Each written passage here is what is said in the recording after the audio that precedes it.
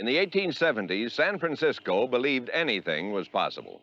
The city thrived on bonanzas, and 1871 produced the most exciting of all. It began when two miners triggered the rush to the great diamond mines. I'm sorry, gentlemen.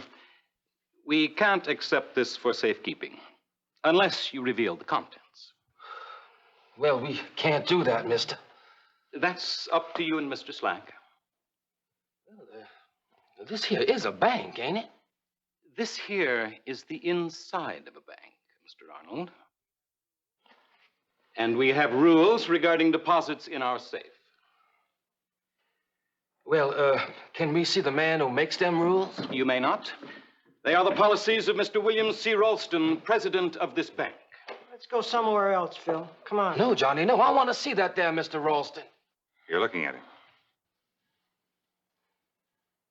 What's the problem, Cunningham? Well, sir, these men want to put that bag in our vault, but they refuse to show me what's in it. Why?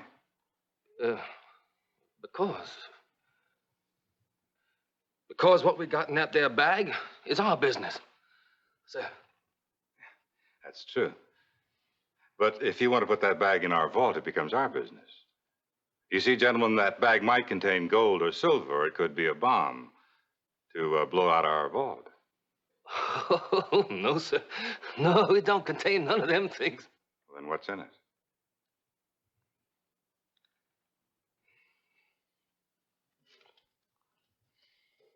It's full of diamonds.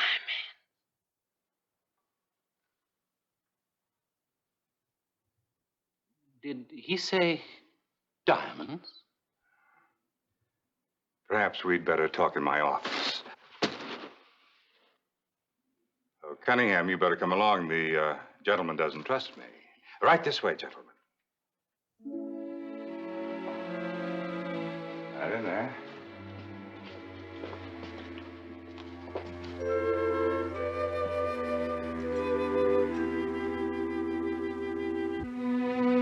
Help yourself.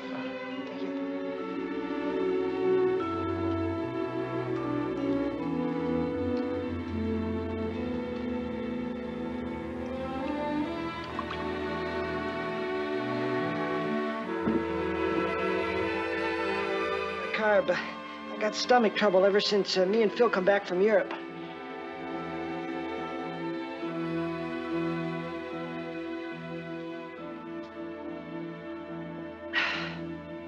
All that rich food done me in. Europe, huh? Is that where you got the diamonds? Oh, no, sir. We found the mine out in the desert when we come back. Are you telling me you found a diamond mine here? Yes, sir, we did. That's impossible. There isn't a diamond field in the entire United States. Yes, sir. But there weren't no gold mines neither till the rush of 48.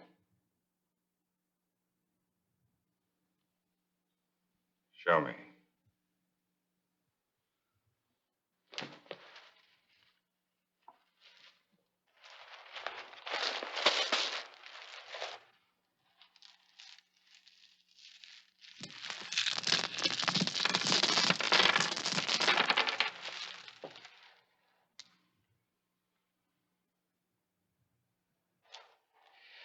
We only brung a few.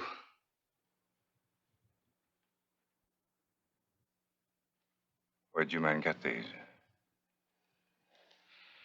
We ain't telling them. I told you we should have gone somewhere Now, else. you was right, Johnny. Now, wait a minute. You men wanted to put this bag in our vault. Not now, we don't. No, but Mr. Ralston only wants to help. Who needs help? Gentlemen, you do. What you've got here is a drop in the bucket. It'll take real money to develop this project. You'll need at least $250,000, and that's just to get started. We do? We ain't got that kind of money. No, but I do. However, in fairness to both of us, I want my colleague to look at these stones. Cunningham, go upstairs and have a receipt made out for this bag. Yes, Mr. Ralston. I'll get my friend from his office across the street. Mr. Ralston. Hmm? Oh, of course. Make yourself comfortable. Gentlemen. Excuse me.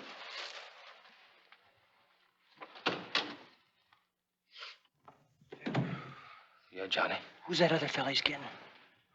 I don't know. I don't like him already. Me neither. Let's get out of here while we still can. Yeah.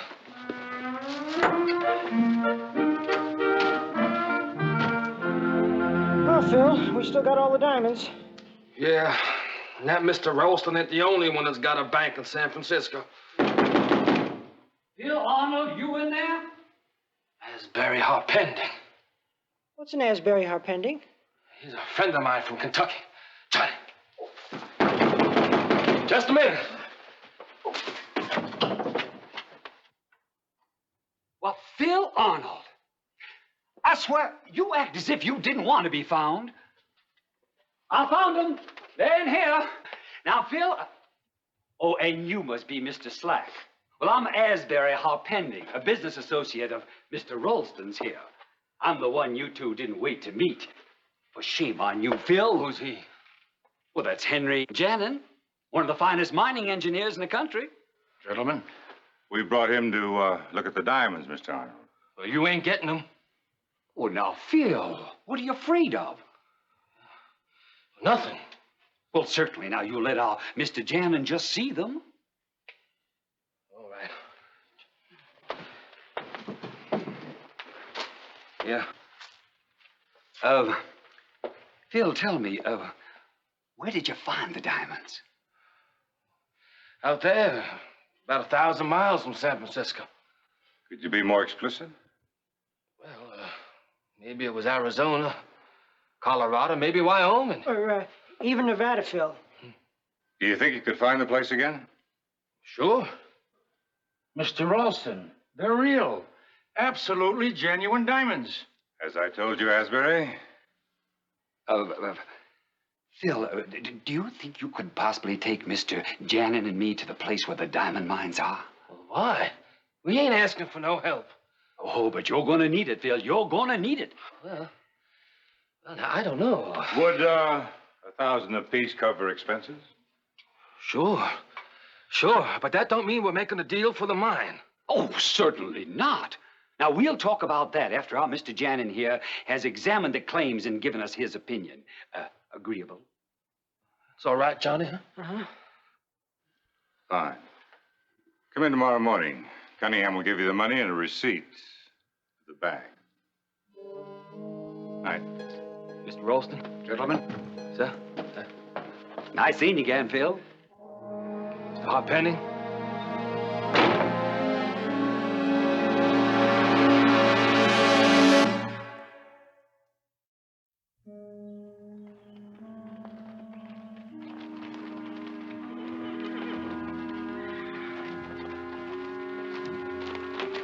Hold it.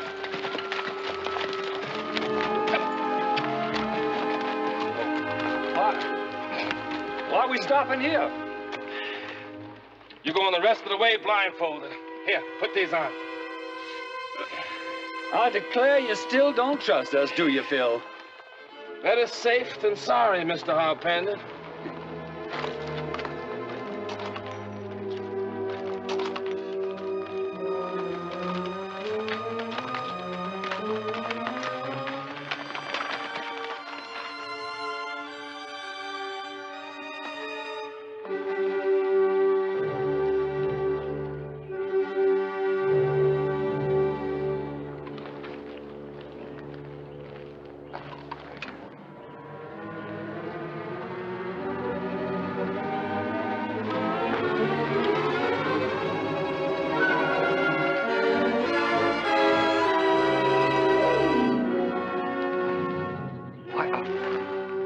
All those diamonds?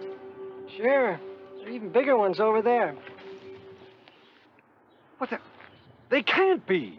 Go see for yourself.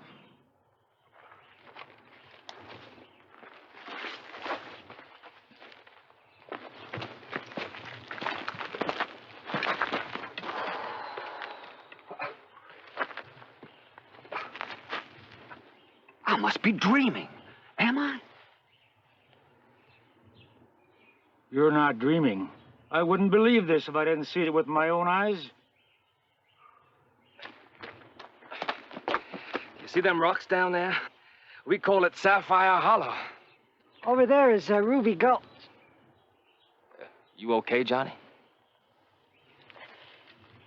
Yeah, I'm okay. And right down here is Diamond Flat. I reckon that's the best part. What the? It's covered with diamonds. Well, some of it's diamond dust. Dang stuff springs up wherever there's an anthill. You look ill, Mr. Slack. I better lie down. Come on in the shade, Johnny. I'll get you some water.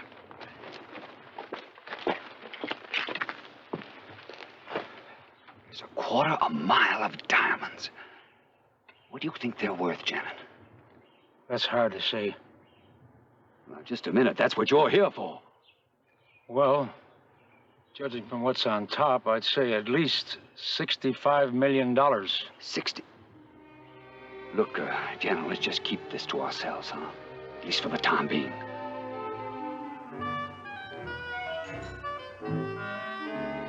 I tell you, Bill, these are small compared to some of those we saw at the mines.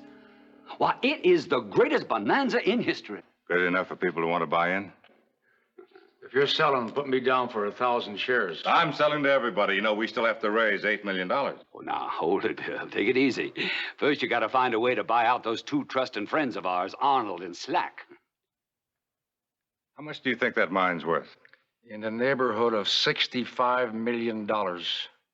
But they'll settle for a fraction. You see, it's all very relative, Bill.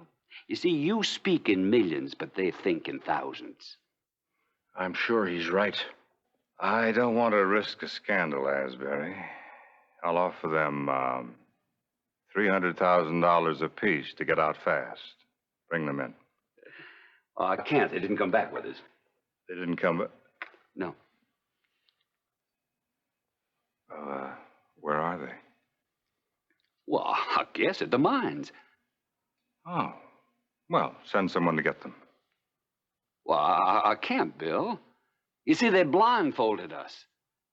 I don't know where the mines are. You let those boobs outsmart you? Well, now, they'll be coming along, Bill. Sure. So you two just rode off and left those two men sitting on the first diamond discovery in America.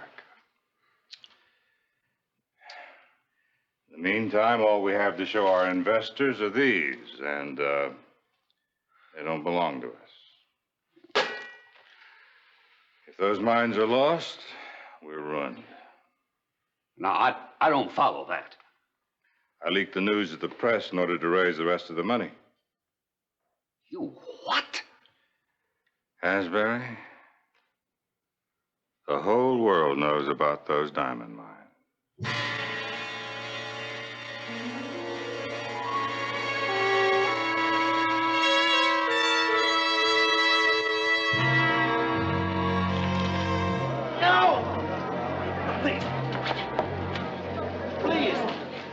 Mr. Ralston will see all you people tomorrow!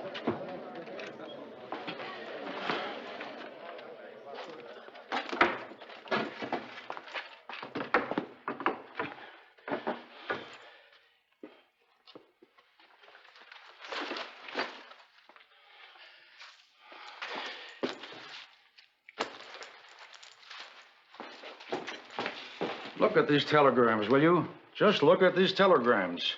Here's one from the United States government asking if their geologists can survey the mines. Let me know if they find them. Are pending. Here's another from the House of Rothschild in London. The Baron himself wants to be your European representative. That's great. Are pending with... Oh, there you are. Did you hear that? Rothschild. Well, I'm not surprised. Oh, this just arrived from New York. Tiffany and Company certifies diamonds genuine. Stop.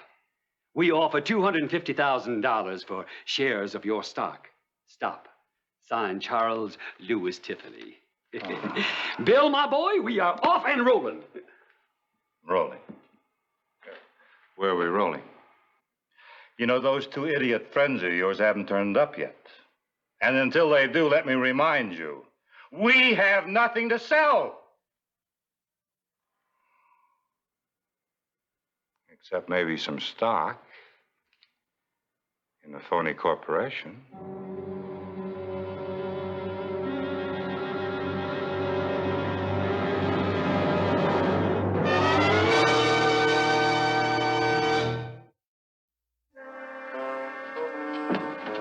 Mr. Ralston. Sir, the geologist from the government is here, Mr. Clarence King. Well, get rid of him. Tell him I'm busy.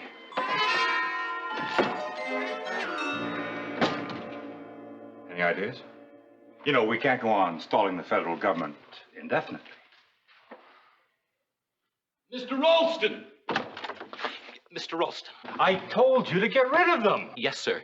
But Mr. Slack and Mr. Arnold just came in. Well, Cunningham, show them in. And tell Mr. King to wait. Asbury, this time I'll do the talking.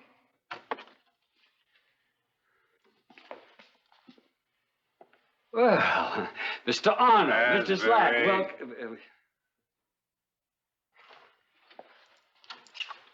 welcome back. I mean to tell you, Mr. Ralston, that me and Johnny is sure upset over what we've been reading in the newspaper.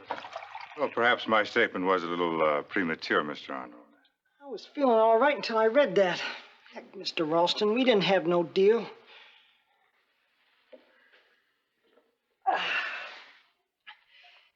You know those mines are worth maybe $1 million. Maybe. But isn't your health worth more than that, Mr. Slack? I hope to tell you it is. Well, then why don't you let me buy you out? Let me spare you any more suffering. What do you think, Mr. Arnold? Well, I don't know. I sure want to do what's best for you, Johnny. You offering a fair price? Well, I'm willing to give each of you $300,000, your claim.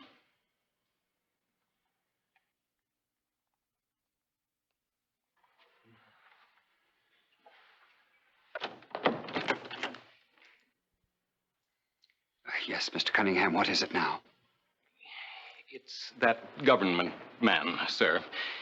He says if Mr. Ralston can't see him, he wants to go to the mine by himself. Wait a minute. Well, gentlemen, do we have a deal? Yes, sir, it is. And here's a map, so it'll show you the way. Asbury, take care of the details. Do what you have to do. We've inconvenienced these gentlemen long enough today. Right away. Good day. This way, gentlemen. Oh, Mr. Arnold. Oh, Mr. Arnold. Mr. Slack, a little bonus from me and my associates. Thank you, Mr. Ralston. Thank you. You sure are a fair dealing man. Yes, Thank you, sir. Right this way, gentlemen. The papers are right over here. Shall I bring in Mr. King? Yes, do that.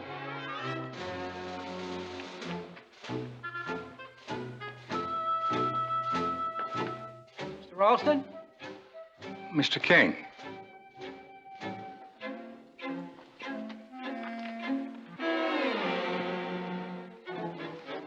May I tell you, sir, how much I welcome the opportunity for this survey?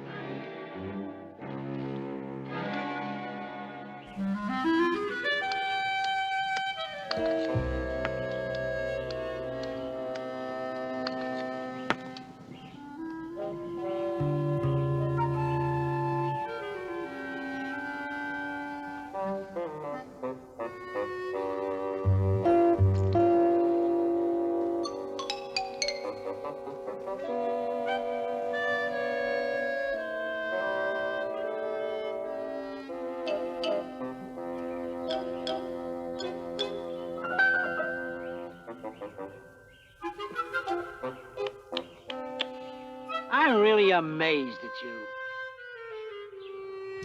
An amateur geologist knows that diamonds and emeralds and rubies aren't found together in the same mine. I knew, Mr. King, I knew. It happened so fast, I just didn't think, that's all. Greed, greed, greed, greed, Mr. Janin. They fooled a lot of people, even Tiffany's. Tiffany's only certified that they were genuine.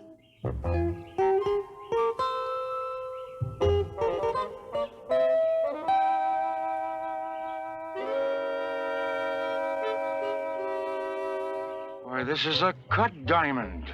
Precisely, Mr. Janin. Would you have questioned that a few days ago?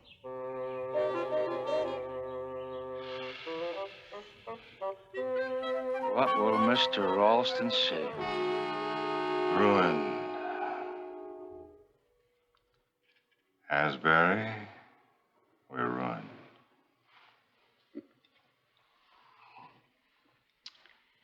So we are, Bill. So we are, without a doubt. We'll have to return the $2 million. And the 600,000, we'll just have to write off to experience, I guess.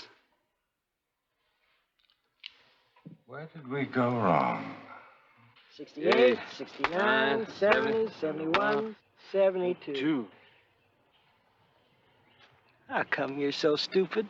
Diamonds ain't mined already cut. Did any of them know? Huh? Besides, had to stop you from salting the mine with pearls, you dumb fella. Well, we got most of the diamonds between us, thanks to Mr. Ralston's bonus. So we still got the $50,000 we spent. Well, I told you it was worthwhile to go to Europe to buy these jewels, didn't I, Johnny? Huh? Uh-huh.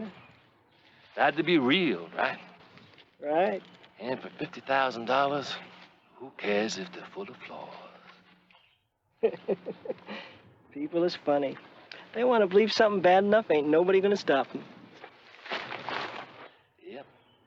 $300,000 apiece is a lot of believing, Johnny.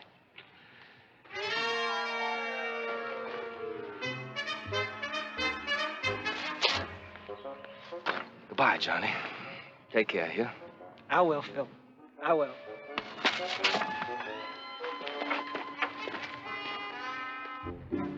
Right now, I'd give it all back for a bicarb soda. Mr. Arnold and Mr. Slack, I don't know how you did it, but here's to you wherever you are.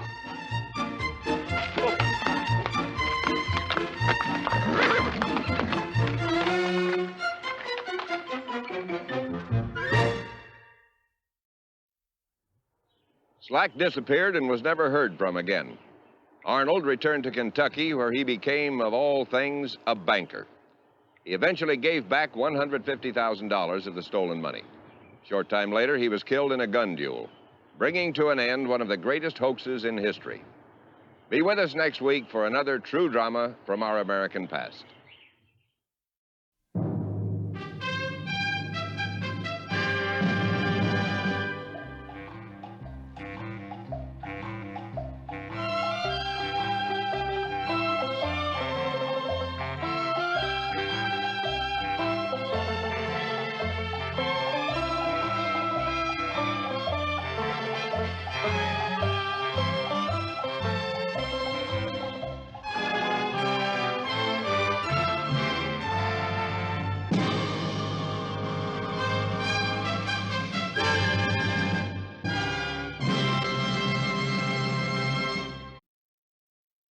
In 1849, rugged and adventurous men came to California.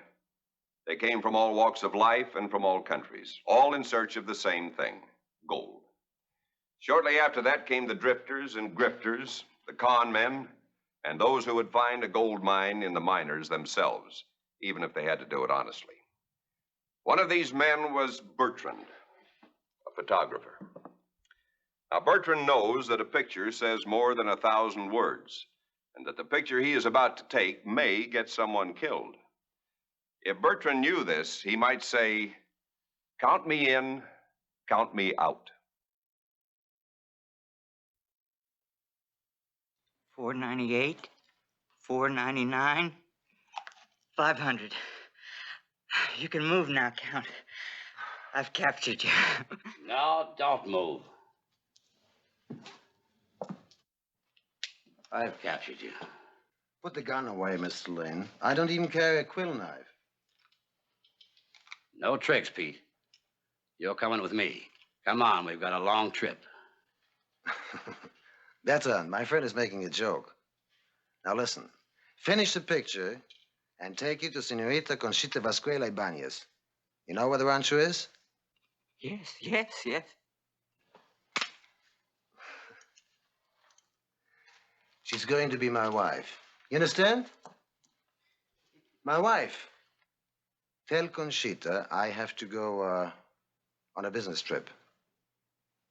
Finish the picture quickly while I talk to my friend. Yes, sir. I'll take that. And the other one? And that pouch is more than it's coming to you. I sent you to sell 2 wagon loads of potatoes. Now, you sold the potatoes. Then you sold the wagons. Then you sold the oxen.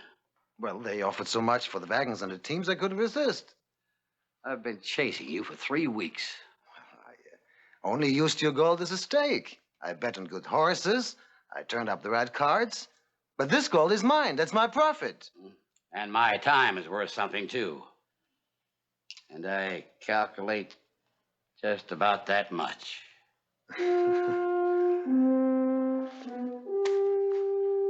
Let's go, Pete.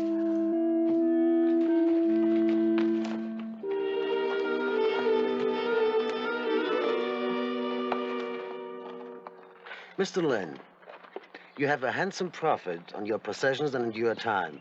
Take it and let me go back to Sacramento. You're going to jail, Pete. If Conchita's father hears about the business, he's going to kill you for taking me away from Conchita. And just who is Conchita? I am Conchita Vascuela Ibanez. I'm the photographer. See. Daguerreotype, actually. Oh.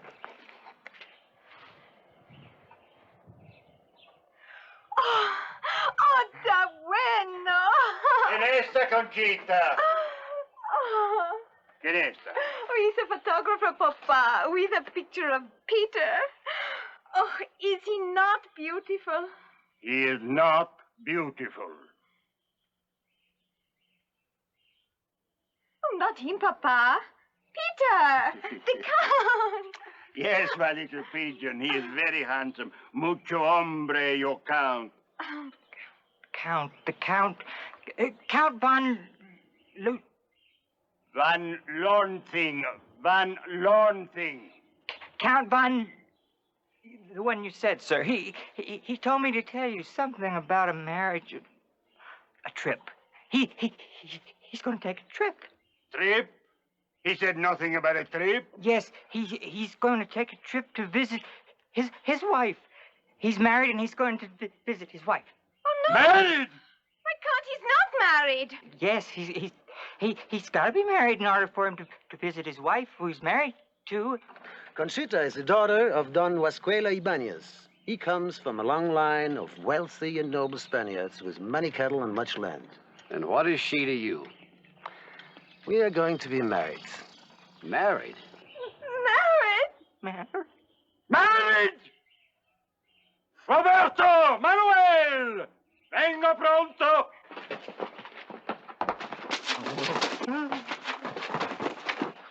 Estúpido. Turn out the vaqueros. Fast horses, quick guns, find Count Van Lonting. Kill him! Cut off his head. Bring me his lying tongue. You don't like him no more? I hate him. I want his blood. Vámonos! The Don loves me. I bring new blood to his family. Noble blood for strong and beautiful grandsons. I'm afraid that'll have to wait, Pete. You're going to jail. I'm authorized to return you to Tulare County. This is Sacramento. You have no authority here. Authority enough. Mr. Lynn, you don't understand. Don Ibanez has many vaqueros who are in love with the gun and the knife. If the photographer tells him how you took me, they will come for you. You're gonna stand trial, Pete. Come on. Yes.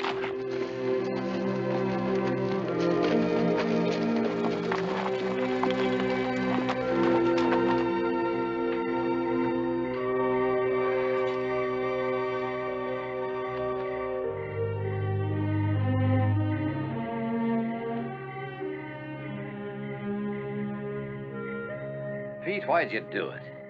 You're the best foreman I ever had. You speak a couple of languages. 5. Yeah, and you're a whiz at figures and in cattle and farming. Architecture and winemaking. All right. Why'd you do it then? It's my Conchita. I needed the money to marry her. You needed the money to marry Conchita? A Count von Lorchning does not enter a bargain empty-handed. Oh, I see. Without money, you're no bargain. Oh, no. Conchita loves me, and I can make her father even more rich. He'll be able to sit under the grape arbor with grandsons on his knees and grow richer. But I did not want to come as a beggar. It was a matter of principle. Well, you were kind of careless about principle when it came to my money. Well, I couldn't wait any longer. A rose left too long in a bush will go to seed.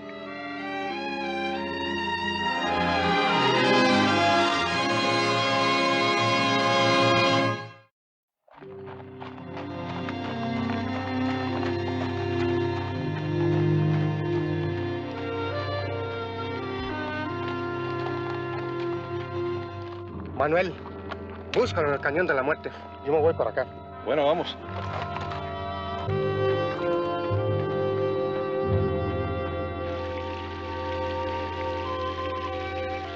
You must be very tired. You haven't slept all night. Yeah, I am. But I'm gonna make up for it when I get you back to jail. You keep saying that. There is no jail in Tulare County. Oh, yes, there is. Charlie Converse just finished building one. I designed for him. I drew up the plans. So Charlie told me. Come on, let's get out of here. I don't want them vaqueros to catch us on the trail.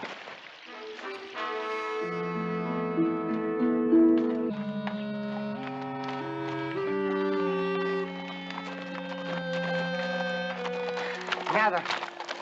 Nada. Oye, Roberto. Don Ibanez. He's going to be very angry, eh? Sí.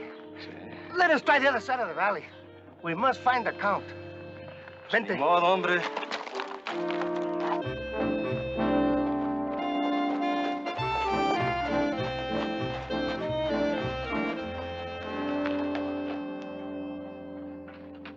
Hello, Lynn. Howdy. Hi, Pete. Sort of hoping they wouldn't get you. No offense, Lynn. None taken, Charlie. But right's right, you know. Can you lock him up in your new jail? Say, is he your first customer? Now, hold it, Lynn. You can't leave Pete here. This ain't no proper jail yet. I thought you told me you'd finished it. I did, but the board of supervisors ain't approved it yet. Well, they commissioned you to build it, didn't they, Charlie? It ain't no genuine jail until they inspect it and approve it. That's just a formality. I gotta get some sleep. You take care of him, will you? Oh, Pete, I reckon I owe you a little back wages. I think that horse and saddle ought to make it right. You can keep them. Oh, I'm sure glad I got you here before your pants fell off. I was afraid you were going to run out of buttons. Adios.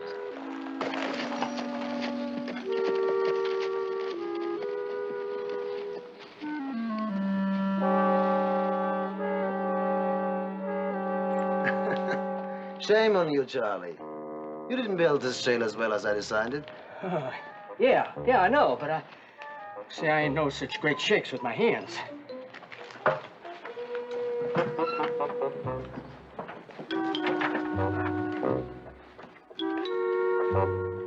I don't like the way you're looking at my jail, Pete.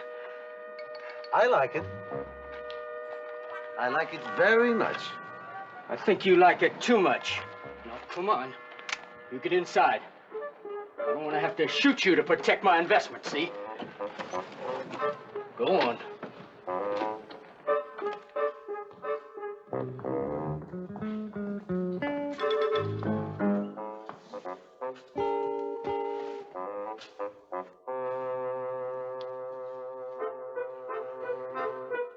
Don't look too strong, huh? If you hadn't scrimmed and mortar, it might be a little stronger. You figure you can break out, huh? Yes, I figure. Doggone it, Pete, you just can't do it. I just said I could. Yeah, but if you do, well, then boards of supervisors fellas won't okay it, and I'm gonna be stuck with nothing but a funny-looking building. That will be shame, but... Please, now, Pete. Look, I'm your friend. I'll do anything. You should have a more comfortable bed for your prisoners. Bed? Yeah, I got a bed I might let you use. And if you had a table, we could play cards. Yeah. Now look, it's only 4 days till the board comes to check on it. If you could just stay, see, until they look it over. Just 4 days, mind you, huh? I have a beautiful senorita in Sacramento, and she's just waiting for me. I'm going away. If I cannot marry Peter, I will not marry anyone. I will become a sister of the church. Conchita, you can't mean that. Who will get the rancho? Give it to the vaqueros. Give it to the cattle for all I care. But I will not have any grandsons to bounce upon my knee in the grape arbor. Well, you can thank your Count Van Lorenthing for that. He was the only one... He was the only one, I think, that could manage you. Tontos, why don't they find him? Must I go out and kill him myself? Please, just don't bust out for 4 days, and I'll get you a nice bed, and... I'm going to get married. She'll wait. She'll wait. But I won't. No. Look, Pete, please, listen to me. I'll feed and exercise your horse every day. I'll bring your meals hot from the hotel. The best they got. And all the whiskey you want, all the cigars you can smoke, books to read. I'd like to, Charlie, because you're my friend, but... Now, hold it, Pete. Now, you know that everyone knows that you designed this here jail. Now, if you was to bust right out, they're gonna think you did a bad job now, ain't they? Just 4 days, huh? Charlie, you're a very persuasive man. However, if I don't get what I want... Oh, you'll get it. You'll get it. Oh, there's one more thing. I left a trail for the vaqueros to follow me and rescue me. If they get here before the time is up... Well, I don't think they'd look for you in jail, huh?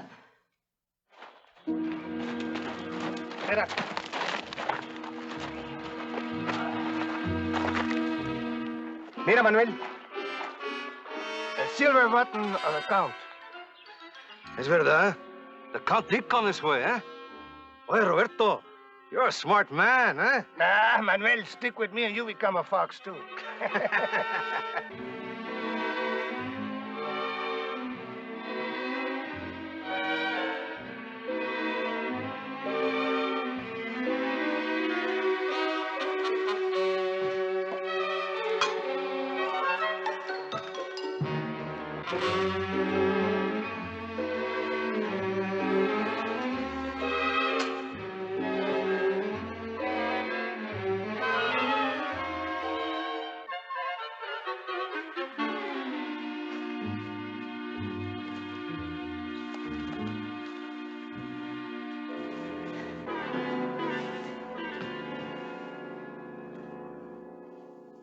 You get enough to eat?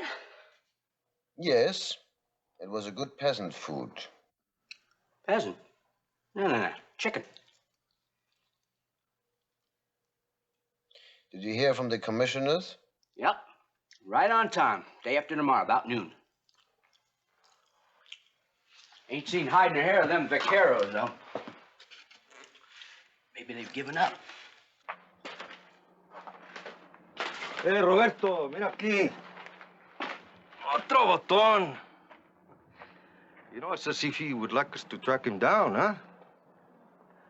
Could it be he wants to lose his head? Who knows the mind of a gringo? Let us save the botones. Maybe the chaqueta will fit me. Anyhow, he won't be needed anymore, eh?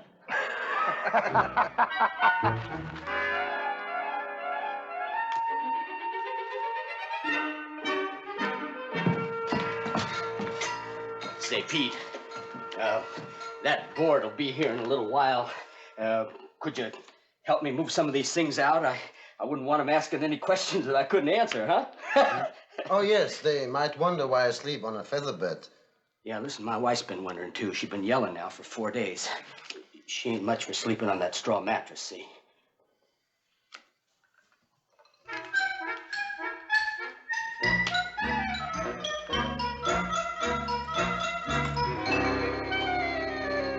Uno más.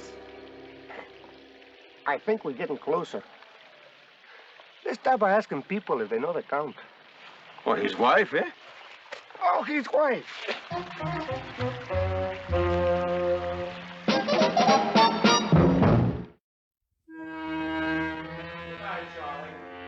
Bye, Bill. Bye, Mr. Wilson. See you, Charlie. See ya.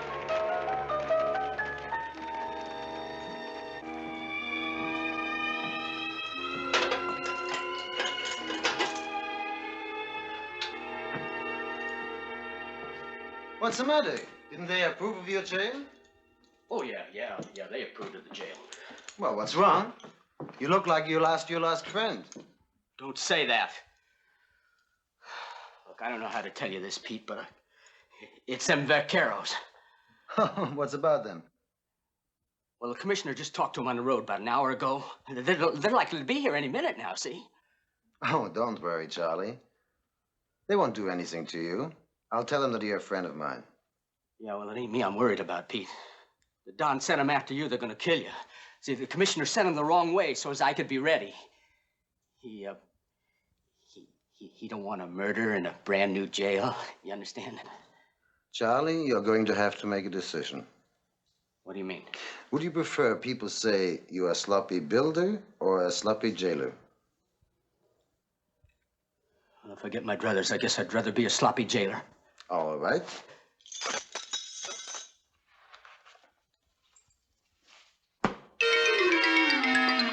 Ow!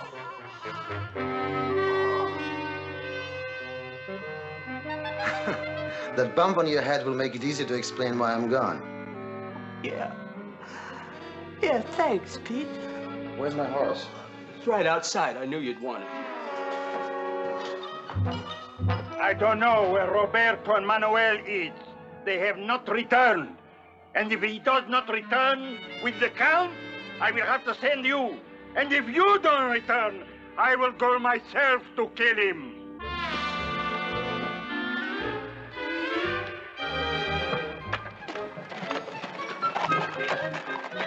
Listen, Pete, you gotta get a wiggle on them. Vaqueros will be here. Don't worry. My horse is rested and faster. Where are you going? To Conchita. What? I thought that's why the Don wants to kill you on account of her. Without her, I don't care.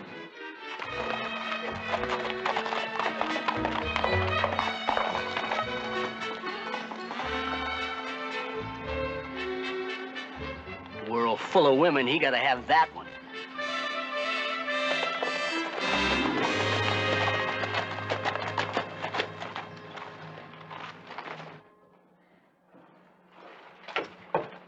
Hey, where are you going in my jail?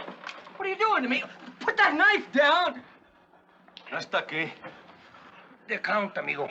Where is the Count? He's gone. Gone, he escaped. Look, he jumped me, see? Gave me the big knot. Look, just like a big watermelon there. Look at that. Where did he go? How should I know? He didn't leave me a map. Which way did the Count go, amigo? I don't know. I was dizzy. Amigo, do you like to be killed? Yeah, north. He went north. Vámonos.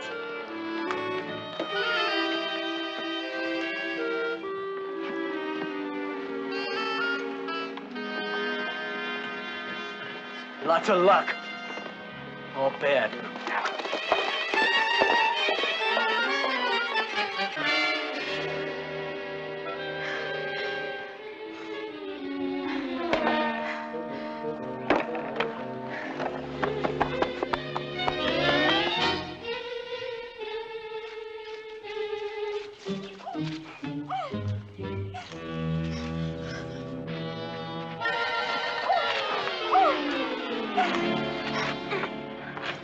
Conchita, my darling.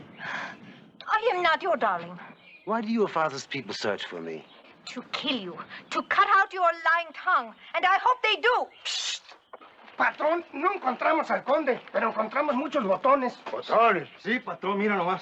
Botones, animales. Why are you so angry? Oh!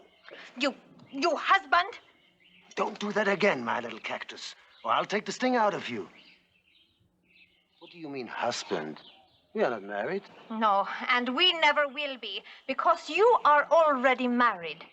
What? I'm not. Lie. The photographer told us all about you. You went to see your wife. Liar. Papa! Roberto! My wife! The Count! Kill him! Mátelo! Mátelo! You beast! After him! Get their horses! Don't cry, my dear. We will get him this time. I will see to it myself.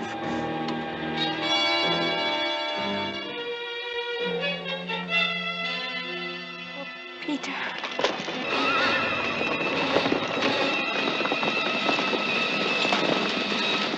Oh, they're going to kill you.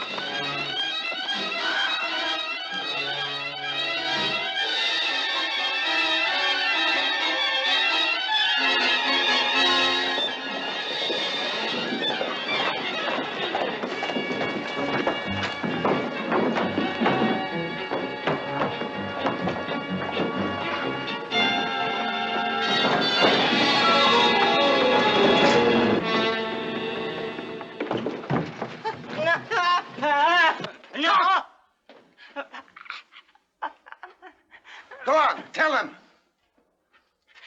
The Count isn't married. I was wrong.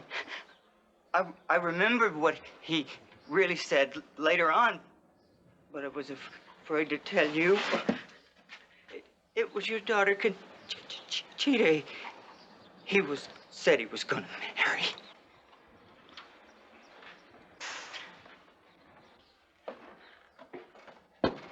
The Count lies. I don't think you should.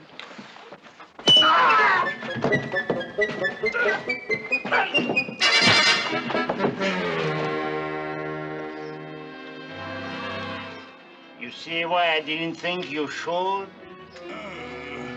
No.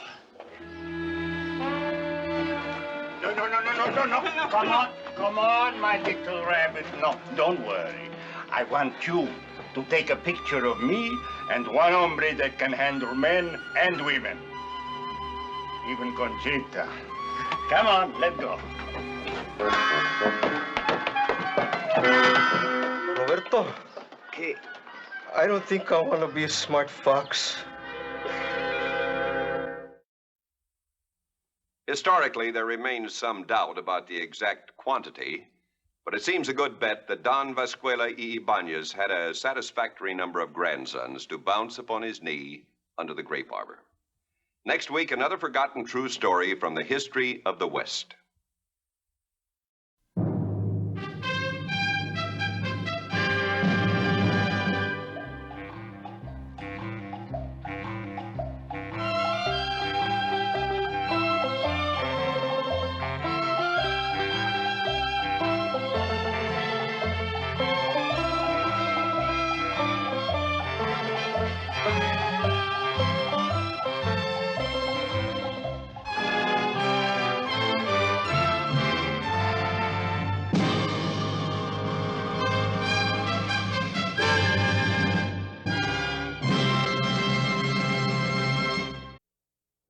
Death Valley men were a unique breed.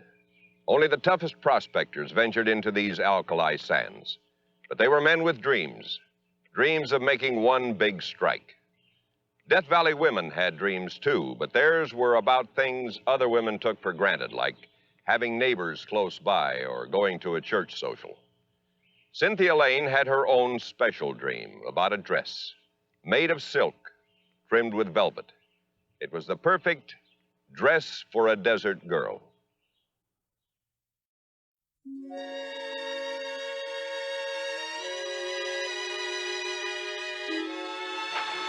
You ever been in Los Angeles, Em? Yeah, once a long time ago. Must be beautiful. Those big houses and restaurants and theaters. Oh, I didn't go to no place like that. I was just there long enough to pick me up a grub stake. They say San Francisco's a much finer city with the opera and all. What do you think? I don't know what to think. What is this about Los Angeles and San Francisco? Just making conversation. Isn't that right? I could have sworn you were working up to something. Huh? Well, what is it? Come on, you can tell me. We can work it out together. Huh? That's just it. About our being together. Oh, Zeb, I can't marry you. What are you talking about? We love each other. I know, but settling down here is different for you. You've been all over. I've never been any place. Well, we'll go on a trip sometime. Any place you want to go. It's not just that. I want to live in a real town where there are people and I can have friends and go to parties sometimes. I've never been to a dance. Do you know I've never had anything but a calico dress? You look beautiful in that calico. Once I saw a picture of a dress. A lady in San Francisco was wearing it to a ball. It was silk, blue silk, with purple velvet trimming. If I could only have a dress like that, I'd never want anything. What about the house? It's almost finished. Don't you want that? Oh, Zeb.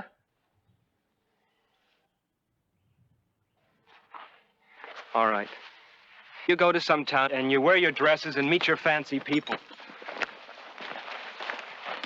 But you just remember that I love you. Come on. Zeb! Zeb! Wait! Oh, Zeb, I do love you. Everything's going to be all right. I promise. I promise we're going to be happy. We won't have to live here forever. We'll go to town and we'll get that blue dress you want. Everything's going to be fine just as soon as I make a strike, huh? Hmm?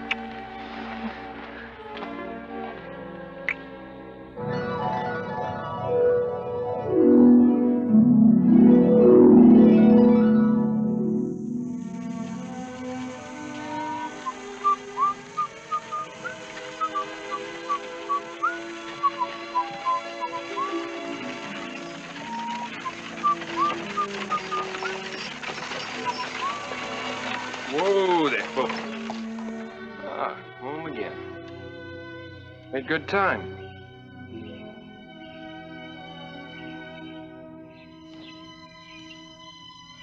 Hey, I'll get that.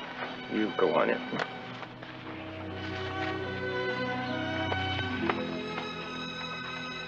Cynthia, I'm sorry. About the dress, Simon. It's all right. The pay dirt that I've been scratching out, we haven't even had enough to buy the things we've needed. I know. That dress in Ryan's window was almost exactly like the one I've always wanted. And you did. Promise, I know, 5 years ago. But right now, honey, it's just impossible. I guess this calico will have to do just as well. For now.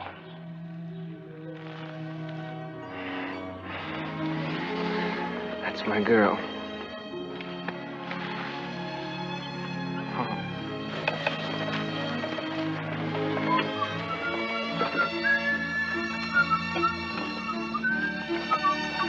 Oh, Zeb, aren't they turning pretty?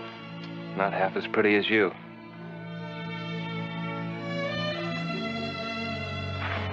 Cynthia, you know what we're gonna do? First time I get any kind of a strike. What? We're gonna go into town. And we're gonna have a real celebration. I'll take you to Ryan's and I'll buy you that blue dress you've been wanting. Oh, Zeb. And the new hat. And then dinner at the Palace restaurant, huh? Oh, They got dancing there. Now, I won't be very good at it, but you'll be wonderful. Once the music starts. I'll say, Madam, may I have this waltz? And you'll be the prettiest girl in the whole room. Oh. Come on.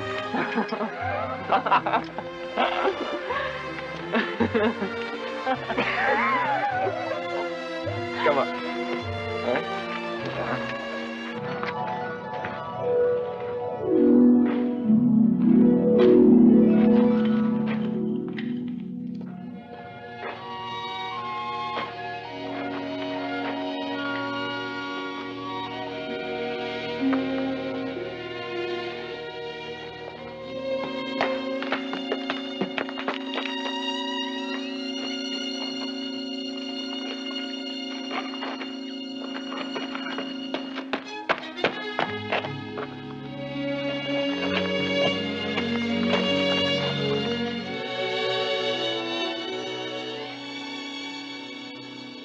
pay dirt. It's pay dirt.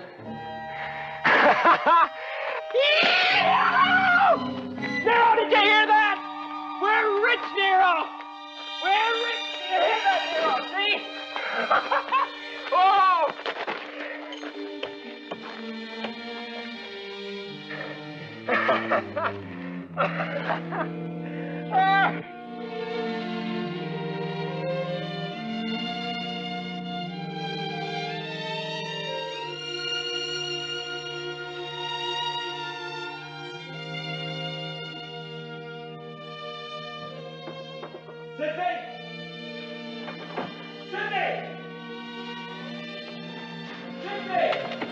Sidney! Gold! Wool! Tons of it! All over. Why aren't you going to say anything? Oh, are you sure? I'm positive. Look, honey, it's the strike we've been waiting for. We're rich. Look. Oh. Oh, Zeb. Now, we'll go into town the first thing in the morning. And we'll have the papers filled out, and have it assayed. And then you know what we're going to do. We're going to sell it. And we'll leave here for good. Huh? Move to town? Any place you want to go, just like I promised. Huh? Huh? Oh! Yes. Oh! Oh!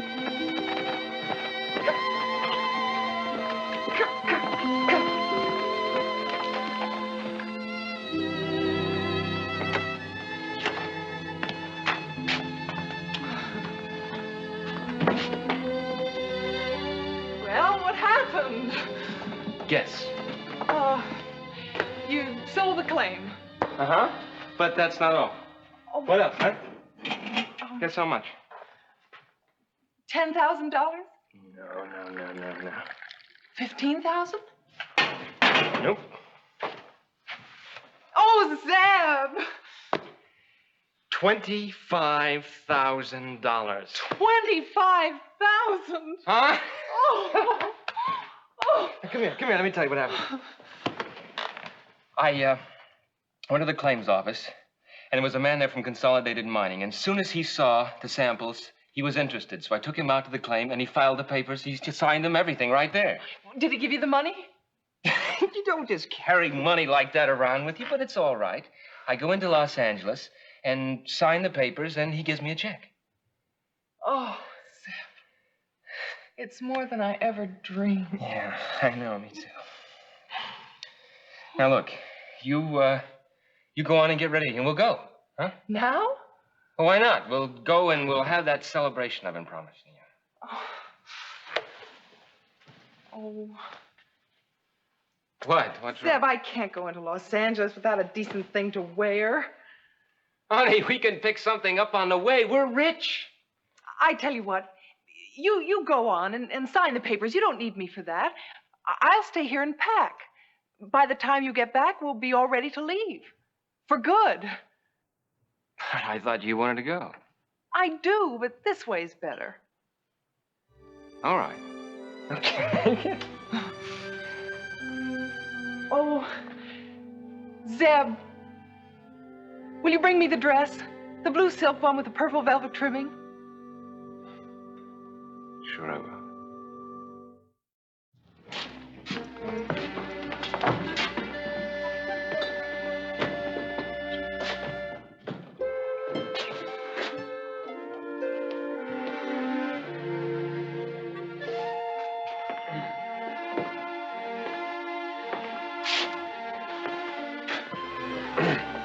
Have a whiskey.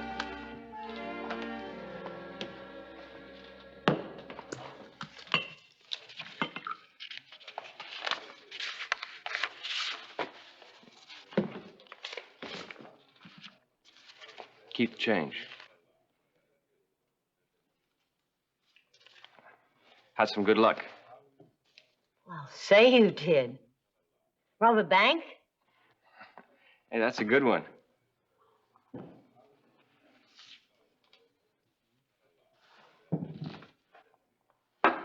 No. I struck it rich. Gold. I was a miner. Is that right? Yes, ma'am. Why don't you tell me about it, huh?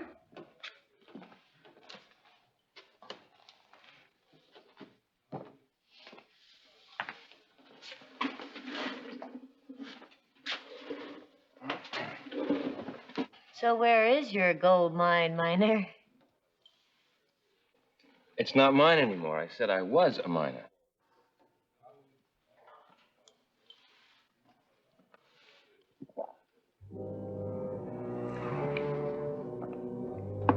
Mine ain't mine anymore, mine. Now that's a good one.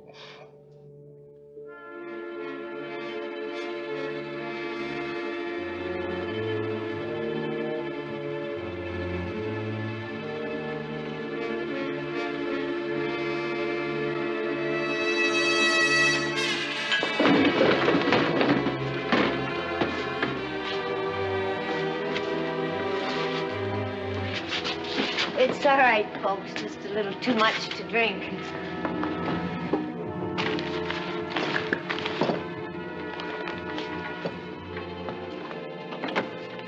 Oh, I'm so glad you're back.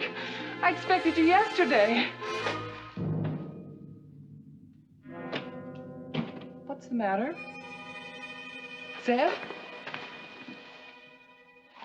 You forgot my dress. Oh, Zeb, don't worry. It's all right. It's gone. What's gone?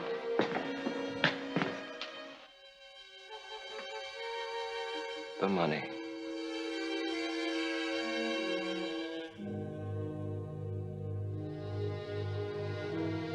Money?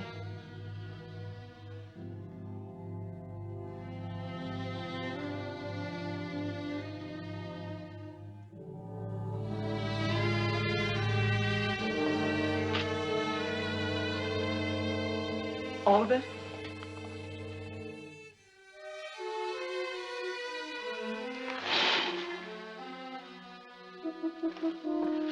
Were you robbed? Something like that. Tell me, Zeb. I cashed the check. And just for once in my life, feel what it's like to have money in my pocket. Went to a bar. Had to act like a big man, like the city folks do. I wasn't drunk. Then what? I don't know. They put something in my drink or a drug or something. I woke up in an alley. But how? I don't know how! Oh, Zeb, I should have gone with you. You wanted me to. It's all my fault. Don't blame yourself. I'm telling you one thing, though. There's a lot more gold out there. And I'm gonna find it. Don't matter how long it takes. I'm gonna find it.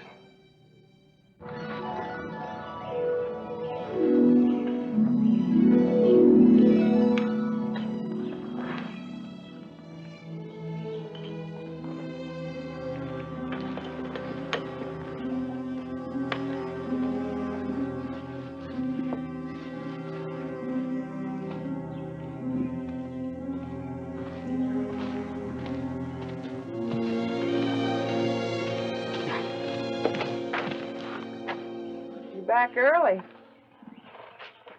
Found me a strike. No. Ain't as big as the one before, but only worth a few thousand. A few thousand? Why, that's a fortune. We'll go to town tomorrow and file the papers. Zeb,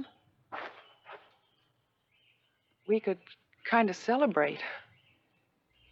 Celebrate what? We'll get an early start, pick up a few things we need, be back early.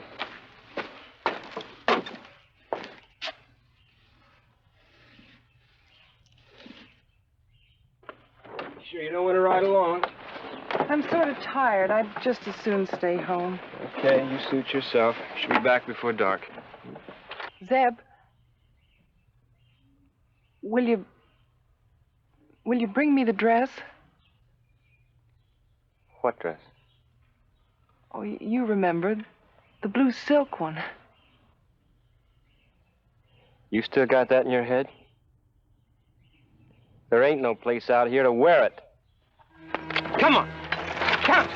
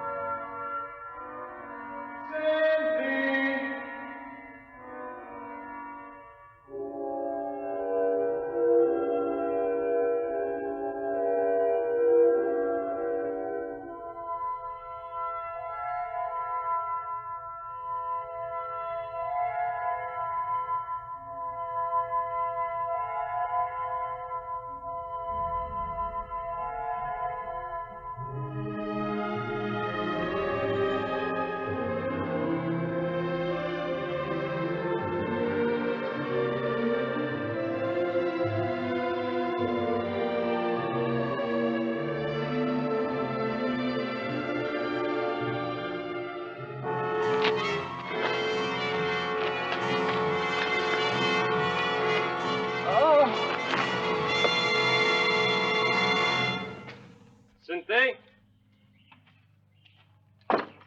Cynthia!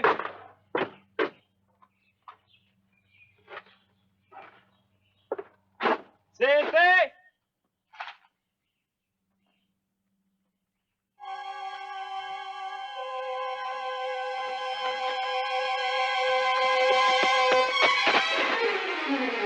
Oh, my God.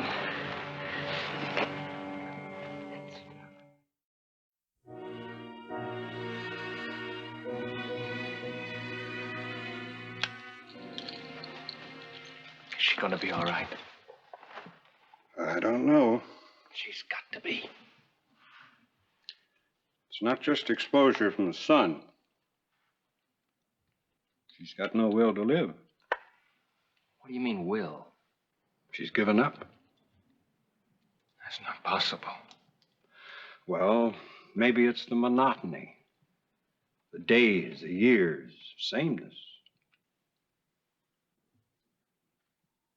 Zeb? Zeb? Yes. Zeb? Where's your suit? You look so nice in your gray suit. It was all green. So cool and green. I had on my blue dress. I think it was heaven.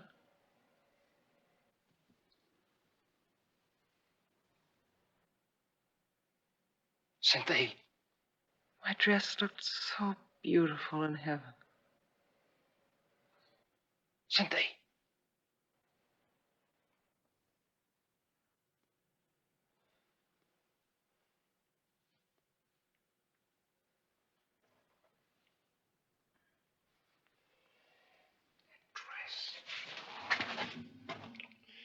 That is the only thing she ever wanted, and I never even gave her that. She don't know what she's saying, Zeb. All the same, I'm going to get it. It may take a couple of days, but I'm not coming back without it. You stay here with her? Might help at that.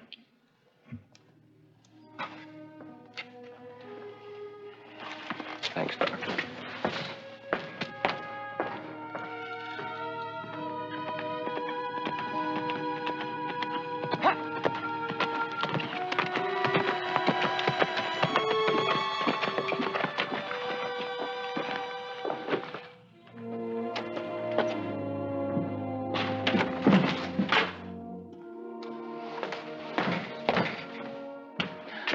Cynthia. Zeb, I'm fine. Not yet, you're not. Now, you keep her in bed. Yeah. You know where I'll be if you need me. Thanks, Doc. What's this? Go ahead, open it.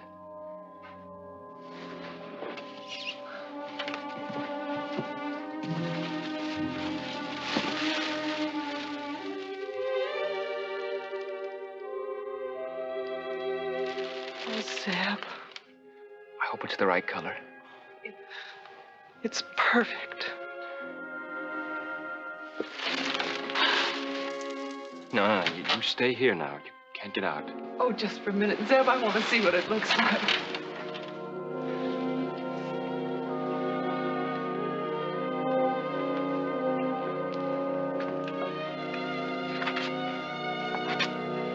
You look beautiful, Cynthia. As soon as you get well, you can wear it.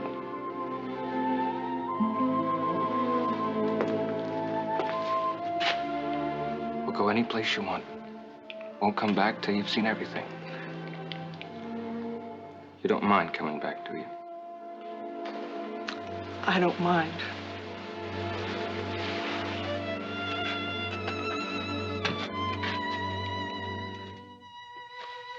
That gold I found, Cynthia, it's nothing compared to what's waiting out there. And I guess the desert's all I know. It's all right, Zeb. The desert's all I know, too.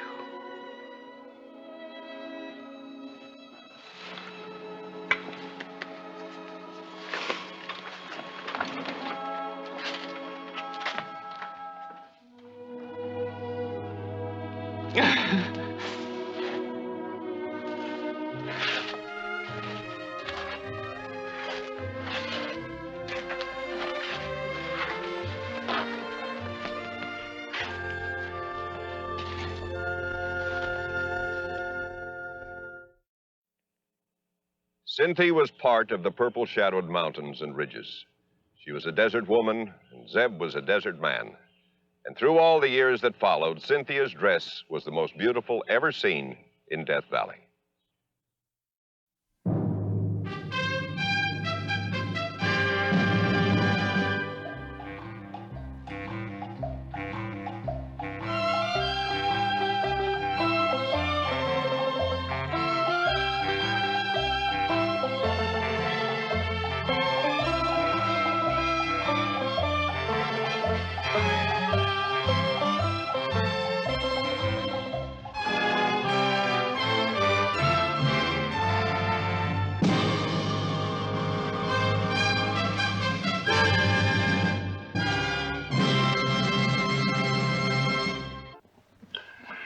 Our story tonight is dedicated to the mail carriers of the United States, in memory of one of the most remarkable and heroic men who ever performed this service, Snowshoe Thompson. It is a December night in 1855. In the general store of Placerville, a gold camp on the slopes of the snow-covered Sierras, Jim Singleton, the storekeeper, is just announcing the engagement of his niece Agnes to a young Norwegian-born rancher, John Thompson. To the future Mr. and Mrs. Thompson. A long life and a happy one. Hey, Fred Daniels.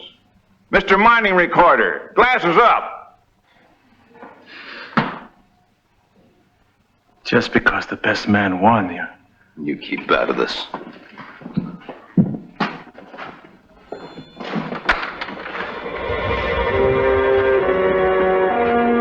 Major Chorpenning. With the mail from the east.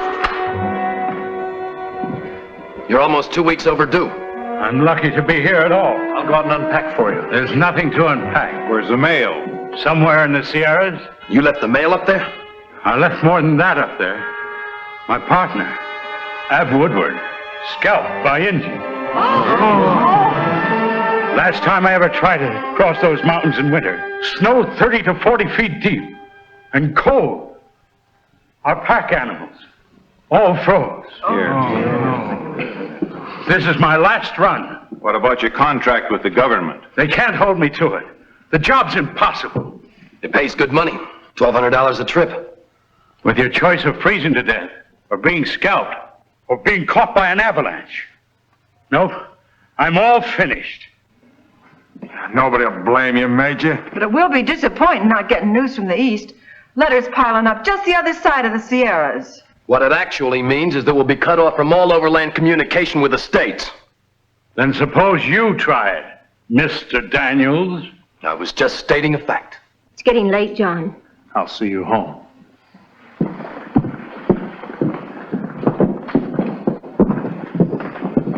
When do you two plan to be married? As soon as I get a house built on my ranch. He's already started cutting the timber for it. I'm going out there tomorrow. It should be finished by spring. Oh, that's nice. Good night. Good night. Good night.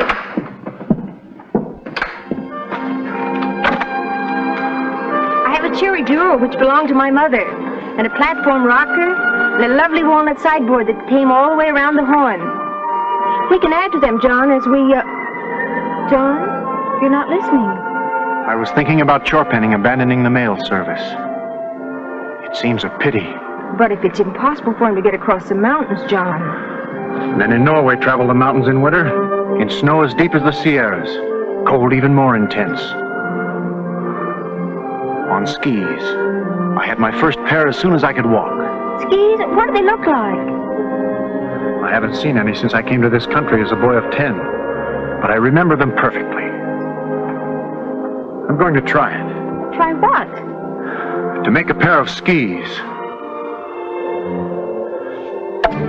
With the crude tools at hand, John plunged into making a pair of skis from memory. Work on his honeymoon house pushed into the background by the challenge of conquering those high Sierra snows. Hour after hour, chip by chip, they slowly took shape, and at last were finished with turned-up peaks like the prows on Viking ships. They were big and clumsy looking, and being of green wood, they were pretty heavy, but that didn't bother him any. Smearing burnt cork on his cheeks to protect his eyes from the glare of the sun on the snow, he took his skis to the nearby slopes. Results at first were a little discouraging, but he stuck to it, practicing and practicing until he was satisfied he could accomplish what he wanted to on them.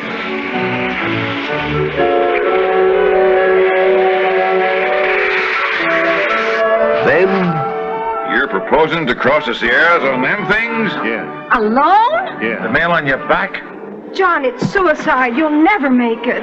Let him try since he's so all-fired sure. There's nothing to be afraid of, darling. Nothing. Blizzards and avalanches. You forget. My ancestors were Vikings. You can get lost. The trails will be buried out of sight. I'll have the rocks and trees to guide me by day and the stars by night.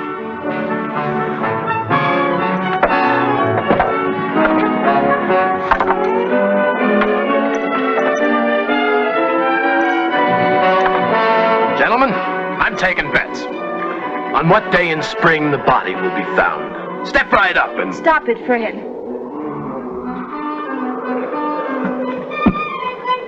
That sack of mail weighs a good 75 pounds, according to the store scales.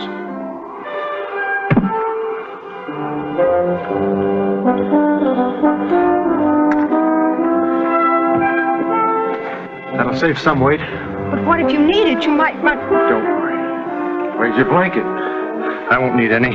You'll need food. I have some crackers and dried meat in my pocket. Snowshoe Thompson, the great Viking.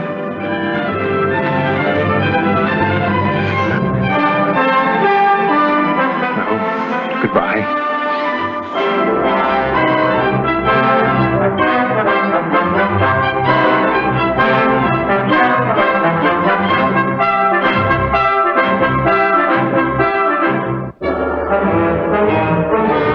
By sundown, John Thompson was fighting his way up the first slope of the Sierras.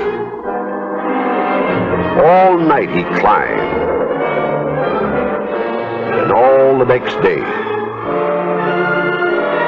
Eating as he went, washing the food down with handfuls of snow. Around midnight of the second night, he reached the summit and started on the downward grade. It was late in the afternoon of the third day when he reached the Carson Valley and skied into the little settlement of Genoa.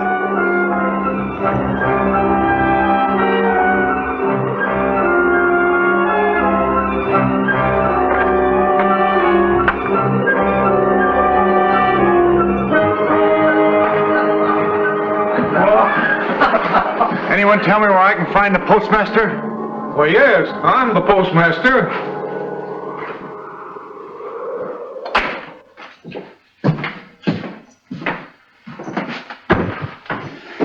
Hey, is that mail you have on your back?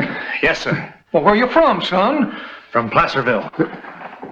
Placerville? Here you are, sir. You came all the way on foot?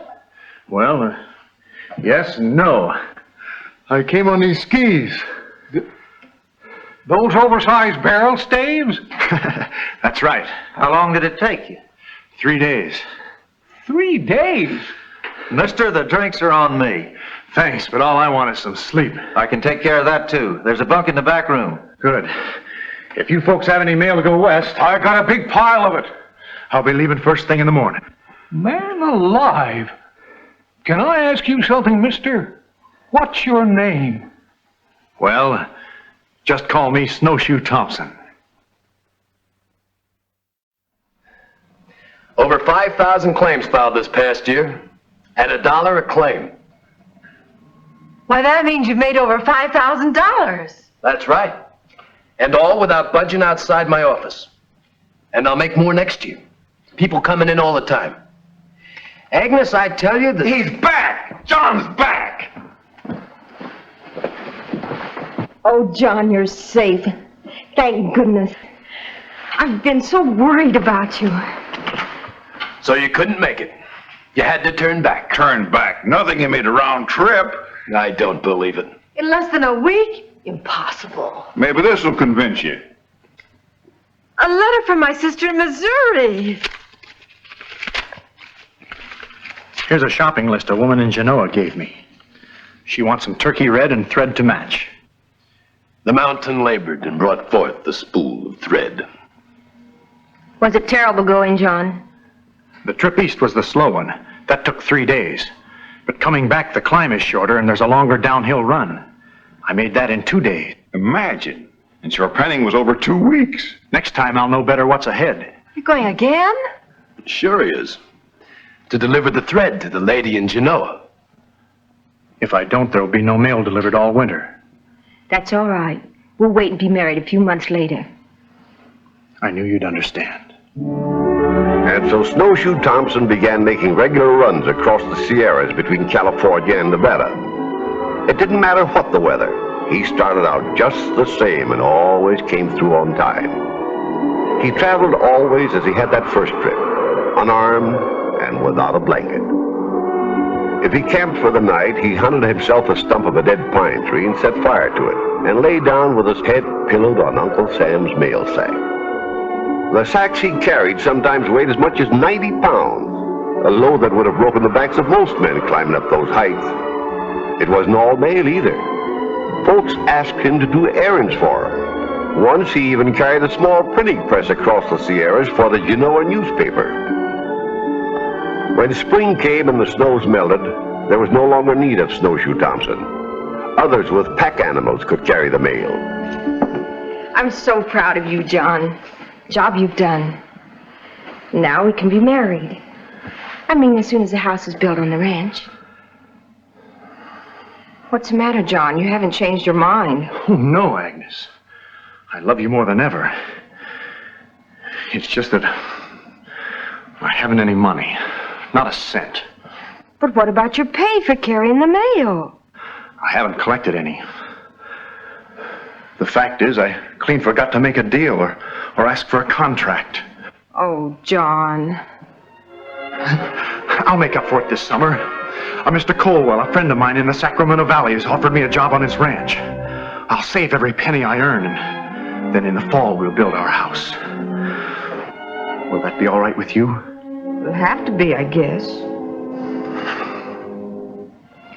Yes, of course, John. But when fall came, a group of citizens from Placerville called upon Thompson at his ranch. You're the only man the country can do it, Snowshoe. And if you don't, it means being without mail all winter, except what comes a long way around by ship. Not just us in Placerville, but the folks in all the gold camps. That stretch across the Sierra is the one missing link in the overland mail. Snow's getting deep up there already. Then you'll do it? There's only one thing. I just can't afford to do it for nothing like I did last winter. No reason why you should. All you've got to do is tell the postal supervisor in San Francisco. He'll see that you're taken care of. Good. That's all I wanted to know.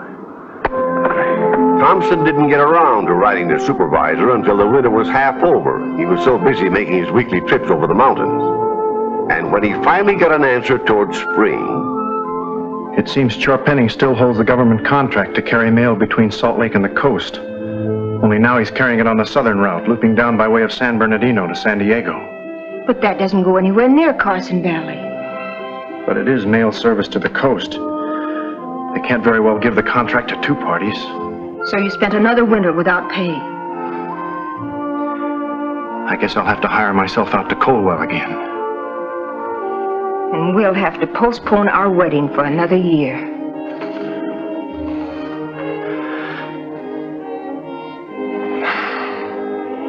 Well, anyway, the timber for our house will be well seasoned.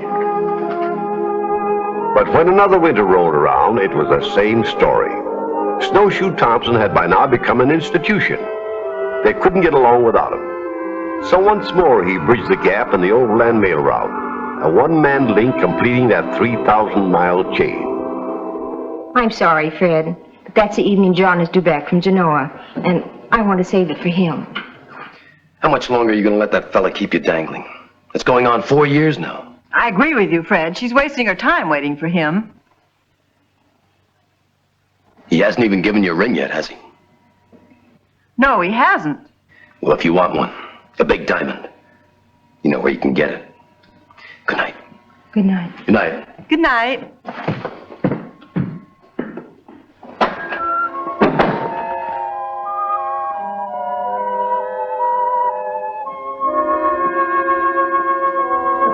Agnes, you're a fool. Here's one of the best fixed young men in Placerville anxious to marry you. Please, Aunt Lizzie. And you stay engaged to that John Thompson. I love him. I grant you he can ski, but as a husband and a provider, all he's got is a mortgaged ranch with no house on it. Give him time. Time? Agnes, a girl can't wait forever. I'll talk with him. The very minute he gets back from Genoa. Yes, Aunt Lizzie, the very minute he gets back. With another round trip to Genoa almost over, John skied steadily toward Placerville and Agnes, his personal problems far outweighing the mail sack on his back. They're right. It isn't fair to keep you waiting like this. The wonder of it is that you've waited this long. Oh, John. The only problem is the same old problem. Money? John, I have good news for you. Uncle Jim said he'd give you a job in the store for the summer at good pay. In the store? Yes, we can get married right away this spring, live here in Placerville, move out to the ranch later. Well, that's mighty kind of him, and I do appreciate it, but well, the thought of working indoors all summer, inside four walls. So you are stalling? Oh, darling, no. You don't want to marry me. You never have. Agnes. You care more for the wind, the sky, and the snow than you do for me. No, no. The mountains, they're your real love. Sweetheart, wait. Wait, that's all I've been doing for 3 years, with everybody gossiping, feeling sorry for me, trying to stand up for you to my family, turning down other men. Well, I'm all through. Agnes, please. I can't stand it seeing you cry.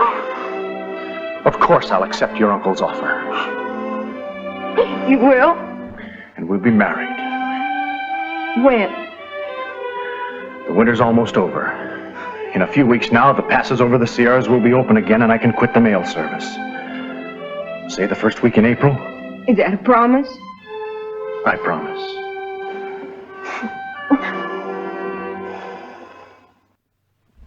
Well, as luck would have it, spring was late in coming that year, and the snows which should have begun to disappear on the mountains showed no signs of melting. Snowshoe Thompson was on the western run, heading for Placerville and his wedding. when he stopped at a cabin in a mountain valley. Jake? Oh, Jake! I've got that tobacco for you. Help! Help! Help! Help! Help! Help! Help! Thank God. I prayed you'd come. What's wrong? Legs. Frozen. I've been laying here for 12 days. Living on raw flour. No matches to light a fire with. I made up my mind to wait one more day. And then I... You won't need it, my friend. I'll build a fire and cook you some grub. Then I'll ski down to Genoa, fetch a sled that we can move you on. Down to a doctor. Leaving the miner as comfortable as possible under the circumstances, John headed for Genoa. You're sure you won't wait until daylight? I gotta get that poor fella down here. Look for us day after tomorrow. That'll be Tuesday. Yes. Doc, you'll be on hand because he's in bad shape. I'll be here.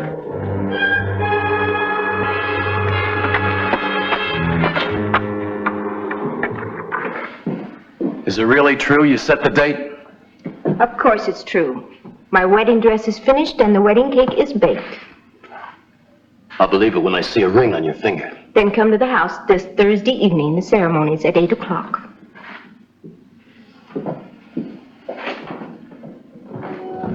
Meanwhile, John's thoughts were a long way from the wedding, as he faced the superhuman task of dragging the sled with the suffering miner over the rugged mountains between him and Genoa. The fact that he made it is only another tribute to a man whose strength and courage are a legend. Nothing to do but operate. I expected it. All right. Go ahead. Trouble is, I've got no chloroform. Don't need chloroform. Just give me a bottle of whiskey.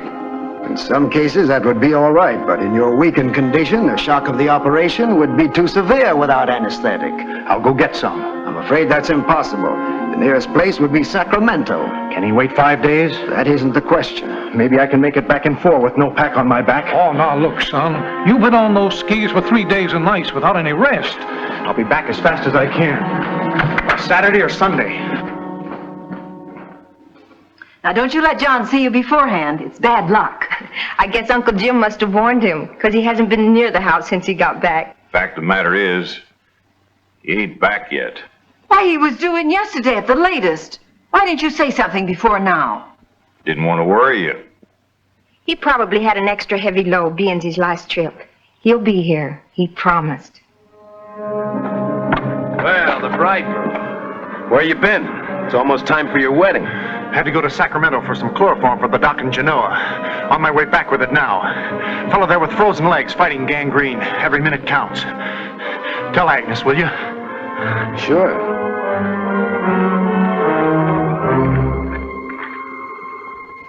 I can't believe it.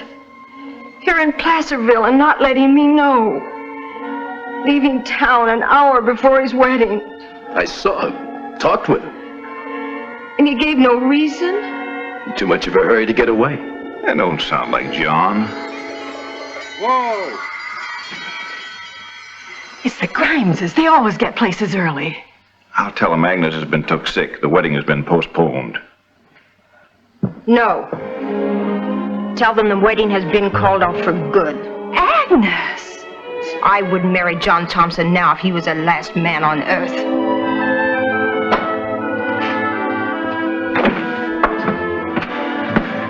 Here's the chloroform, Doctor. God bless you, Sparsh. I don't know of any other fella that would have done it. No other fella could have done it. You get some rest now, or I'll have 2 patients on my hands. I've got to get back to Placerville. What if the mail is late for once? It's not this mail I'm worried about, Doctor. It's this mail. I was supposed to be married 2 days ago. If you ask me, he's got another girl in Genoa. Please. I don't even want to talk about him. And let's talk about us. I love you, Agnes. Have for a long time. I can give you... I couldn't stop. The doc was waiting to operate. That man would have died of blood poisoning, both legs frozen. Is that true, Fred? First I've heard of it. You lie. Tell her you lie. Tell her. I'll break every bone in your body. All right. I lied, Agnes.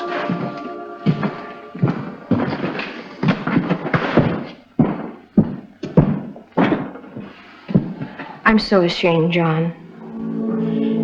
To think I could have ever doubted you. Will you forgive me? I've made my last run, darling. I'm all through, I swear it.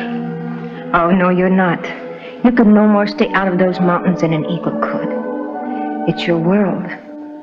You belong there. I belong with you.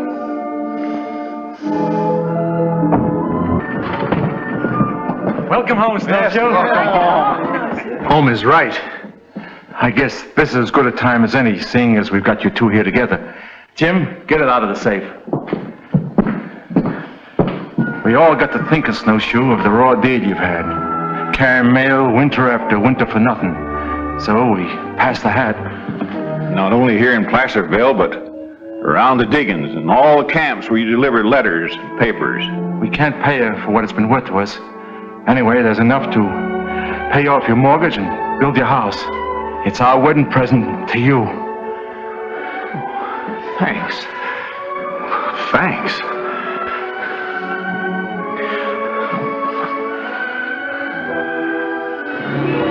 Snowshoe Thompson carried the mails over the Sierras for 20 winters.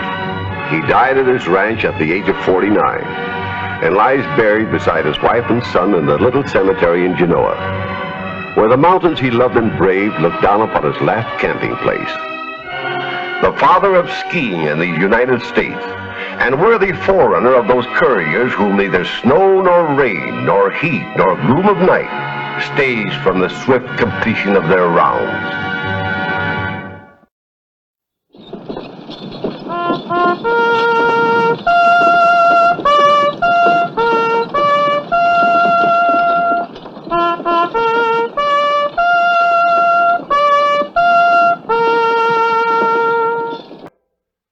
There's an old saying that whoever steals borrows from the devil, and he must pay it all back 10 times over.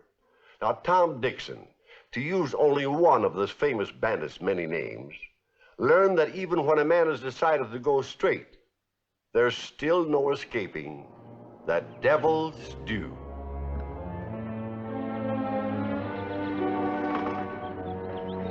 Why don't you get that sister of yours to give you a hand, honey? I don't want you overdoing. You worry more about the baby getting here than I do. Hey, Sadie. Sadie!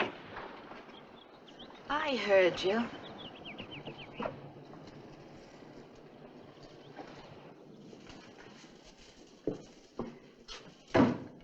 Nothing to do around this place but work and sweat. Gee, when I think of the fun we used to have. Don't start talking to me about the good old days, Sadie. I want to forget them. Always something happening. Plans afoot. Big jobs being pulled. Plenty of exciting men around. Like Butch Cassidy? Especially Butch Cassidy. Thank goodness he and his bunch are gone. I didn't draw an easy breath the whole time they were here. If you want to go running after them, you go right ahead. It'll be all right with Tom and me. You wouldn't be trying to get rid of me, would you? You and your fine, honest rancher husband. Sadie? I leave when I get good and ready. And, by the way, I think maybe you better be a little bit careful how you talk to me, sister dear. Let's not forget there's a $10,000 reward still out for Matt Warner.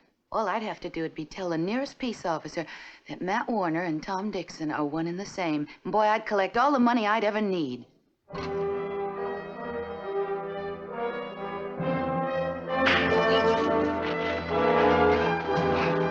on, break it up, you two. You sit down and be quiet, honey. You know you're not supposed to get excited these days. She said she's going to turn you in.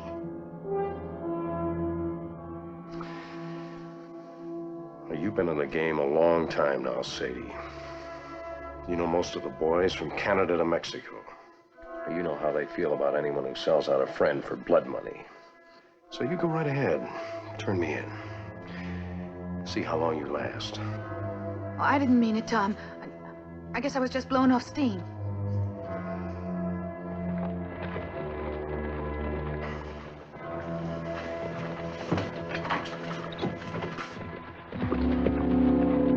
It's Butch and Albie Lay. Looks like Albie's hurt. I want to talk to Butch. Now, you stay put.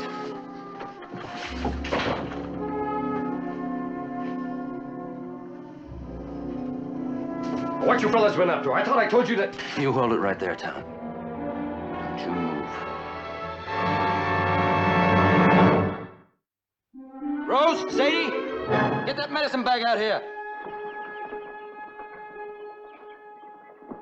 What's the gun for? We'll find out. What happened?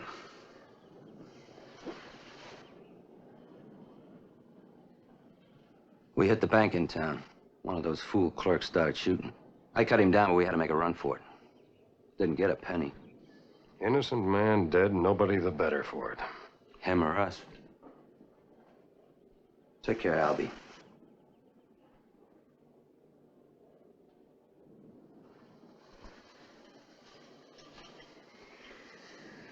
All right. What now? Now we gotta get out of here, and you're gonna help us. I know you got money in the house, Tom. Get it. Suppose I don't. Murder's a hanging matter, Tom. You better get that money. All right, Butch. I'll get you the money. And get us some food, too. We got a long ride ahead. Come on, honey.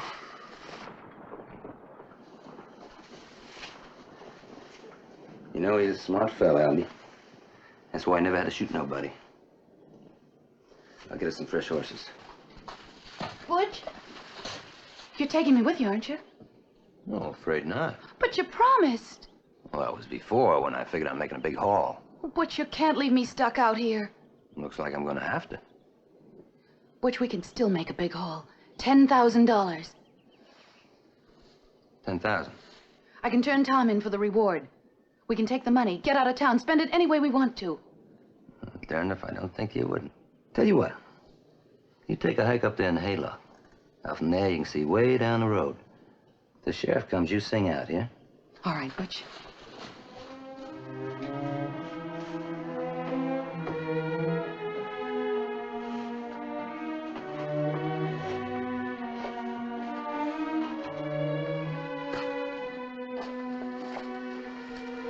You know, she can just stay up there. I wouldn't have that alley cat around me for nothing. Are you sure we're doing right? Helping murderers get away? Got no choice, honey. Yes, we have. People around this town think you're a decent, honest man. All right, prove it. Hold them for the sheriff. Oh, sure. Have them spill everything they know about me. Why, the place would be overrun with lawmen. Good thinking, Tom. This stuff ready to go? Yes. Take it and get out. Don't get mad, Rose. Tom's right, you know. We'd swear up and down he engineered this last job. Just like before. Butch! Butch!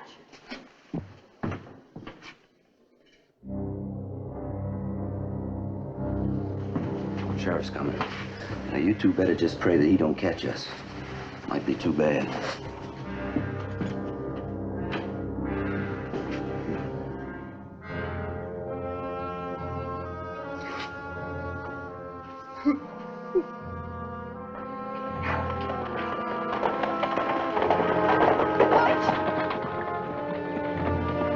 Butch! Butch, wait for me!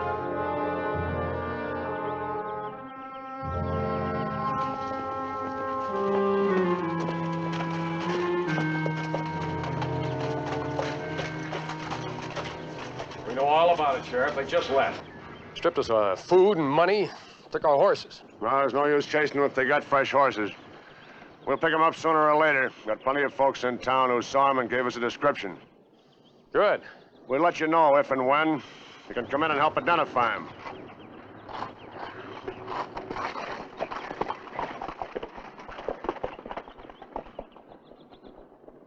We've got to get away from here fast. They once catch up with Cassidy, he'll figure I cooperated. And lay the whole thing on me, just like he threatened. You mean leave now? Tonight. With what? They took every dollar we had. Oh, no, they didn't. I've got a lot more. Where? The loot from the Roslyn Bank job, remember? I planted it away for just such a time as this, when I'd need it bad. Sadie, I'm giving you $1,000 and a ticket to Salt Lake. You can live with your mother there. Me go home? Oh, no, you don't, mister. I wouldn't go back and listen to any of that I told you so stuff from her. Yeah, all right, all right. I'll give you $1,000. Put you on the stage and you can go to Paris if you want to. Now grab your stuff while I hitch up the buckboard. We can just about make the stage if we hurry.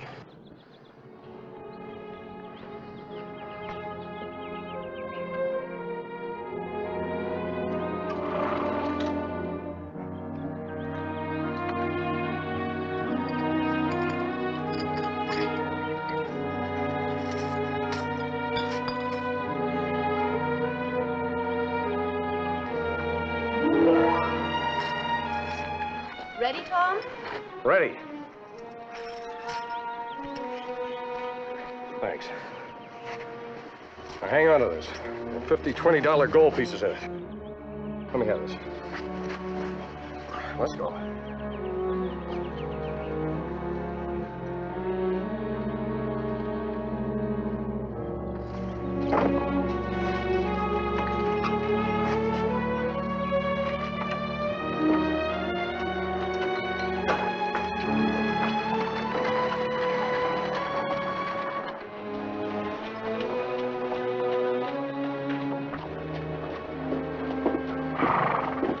Here's your ticket. Stage is due any minute now. You'll be all right, Sadie. Tom, let's both take the stage. Let's clear out while we've got the chance. Well, have you lost your mind? What, Tom, you wasn't made to be tied down to a wife and kid? Well, $1,000 won't go very far. For two. But you could head up the old bunch again. Butch is crazy to have you back. They all are. So am I, Tom. I've always wanted you, honest. You better take that stage.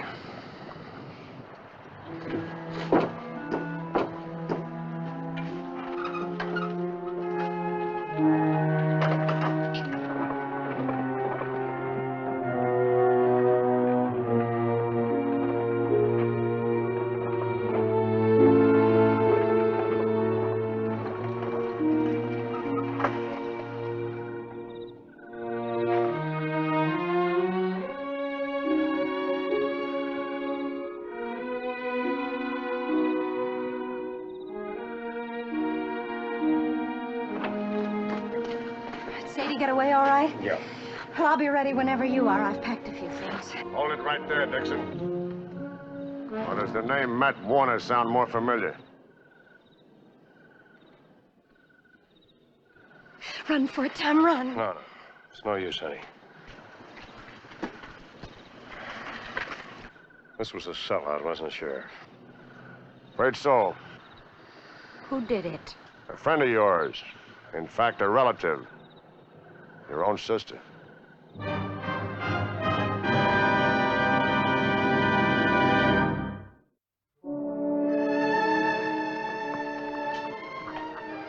You're just wasting your time, Miss Dixon. Can't see him just yet. Nobody can. But I'm his wife. Please let me go. Well, that's what incommunicado means. Prosecutor's orders, ma'am. I've taken a room at the hotel. Will you let me know when I can see him? I sure will, Miss Dixon. Where can I find my sister? I'd like to have a talk with her. Yeah, I guess you would. So would a lot of others. Prosecutor's holding her in protective custody. It's our star witness. She gets protection. I've told you every single thing Tom Dixon's done for the last 5 years. Isn't that enough? No, hearsay, supposition. What I need are hard facts. Eyewitness facts. But what do you call this? That's part of the loot from the Roslyn Bank robbery. No, I need something that'll tie him in with this last holdup. And murder. Tell you what would do it. The rest of this Roslyn Bank money.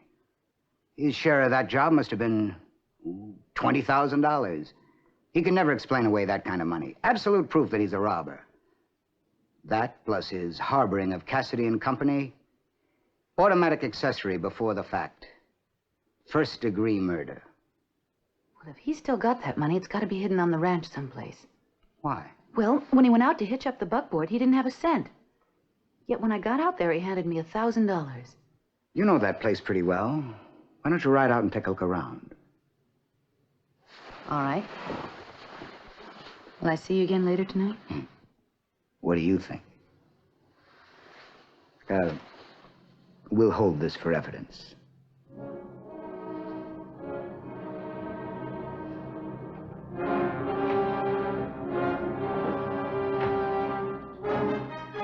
How you doing? Anything like a confession out of him yet?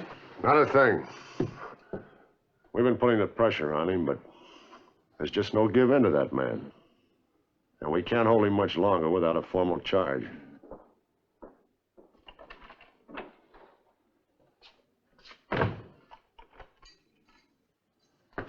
It's no use. I can't get a thing out of him. Wants to see his wife and won't settle for anything else. Sure he wants to see her. Slip of the word on where that Rosalind bank loot's hidden. All right. Send for her. Let him tell her. The minute she gets her hands on that money, we'll be right on the spot and grab her. After that, it's just an open and shut case. Whatever you say. Tom? Tom, darling. Oh, Rosie. What have they done to you? Just a little working over. It didn't do them any good. They still don't know where the money's hid. Never mind about the money. What about you? I'm afraid my number's up, Rosie. No. Well, they're bound to get me someday. Funny, it should be for the one crime I didn't commit. Well, at least you and the baby won't have to worry. That money will give you both a fresh start. That's all I care about. I don't want that money, Tom. It's not ours to keep anyway. You stole it. I'm paying it back with my life. Well, the devil ought to be satisfied with that. Devil? His Satanic Majesty. Your husband is undoubtedly referring to that old saying about borrowing from the devil. Who are you? Hugo Adley, attorney at law, specializing in criminal defense. Never heard of you. You've never faced hanging. I never fail to spring my clients as long as they can pay my fee, no matter what they've done. Just what is your fee? In this case, the money from the Roslyn robbery, whatever there is left of it. I don't know anything about the Roslyn robbery. You should. You were in on it to the tune of about $20,000 for your share alone. Why, you money-grabbing shyster. Please. Isn't your life worth that much? Yes. Yes, it is. Rosie. We'll give you the money. Well, that money's for you and the baby. And nobody else is going to lay a hand on it. We haven't much time, Thomas. Well, you're not getting a cent of that money. Tom, I don't want the money. It's bad money. It'd only be misery for me and the baby. All right. It's buried under the corral fence posts. $1,000 in each post hole, except one. 1,000 I gave Sadie. Thank you, Thomas. Mister, if you double-cross me... There really isn't anything you could do about it, is there?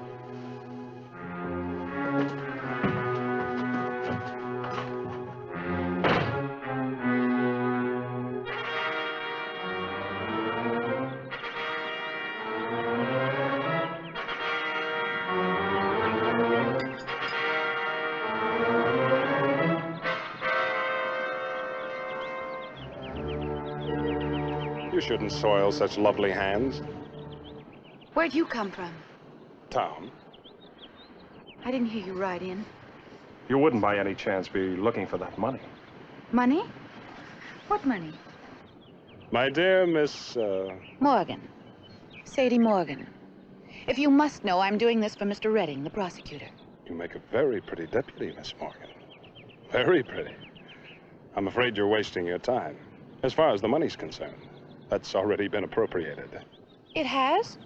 You'd better go back and tell your, employer. Look, if you think that he and I are... Well, I just want you to know that I don't belong to anybody. Exclusive. I'm sure.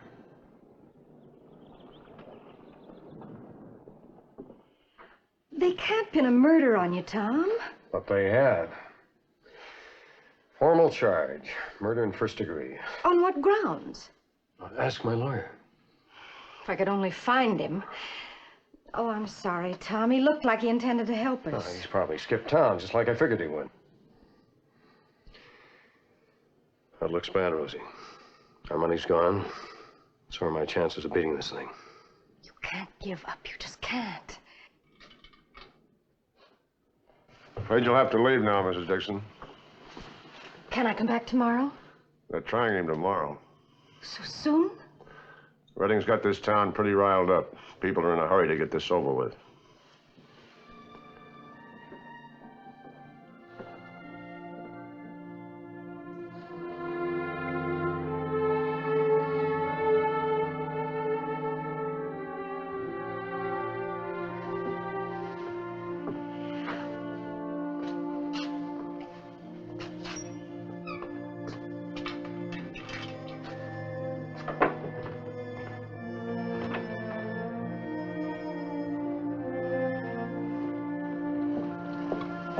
Miss Dixon? I'm the marshal from Roslyn. Roslyn. Butch. I'm going to Springtown. You'll never get away with it. They'll recognize you. You didn't. You'll both hang.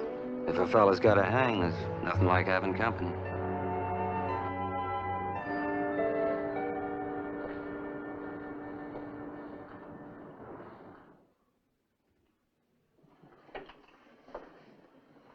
I'm sorry about the money.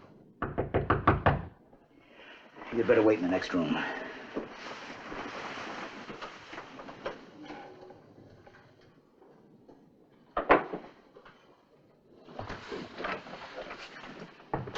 Mr. Redding? Mr. Adley? May I come in? Well, thank you.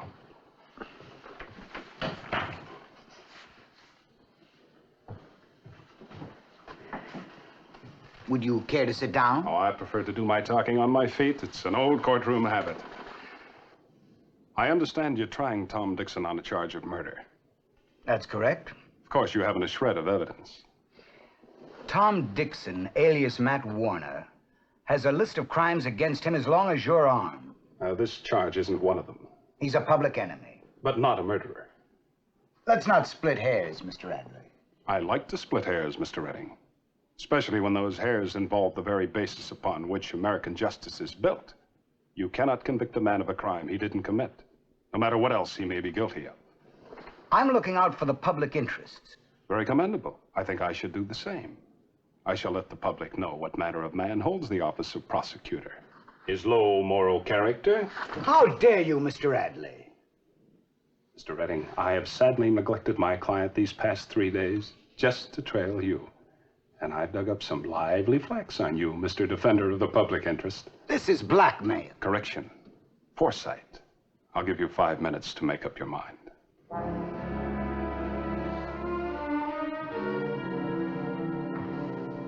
Perhaps you'd like to discuss it with your deputy.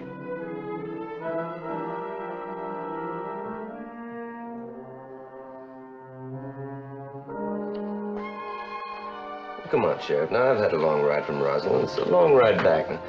I'd be much obliged if you turned the prisoner over to me.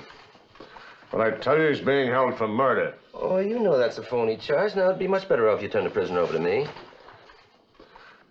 As far as I know, there are no eyewitnesses left to the Roslyn robbery. Yes, there are. Me.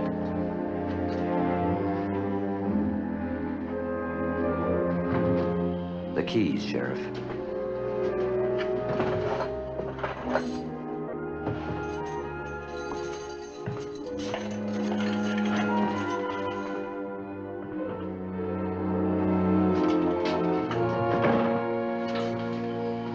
Come on, Tom. What's all this? Butch, what? Nice looking marshal type, huh? We better get going. No. I'm not leaving, Butch. What, after my risking my neck to spring you? I'm all through running. I'll never go back to that old life. You stay here, you ain't gonna live at all. I'll take my chances. Look, Tom, if they don't get you on this job, they're gonna get you on the Roslyn one. And that one you did.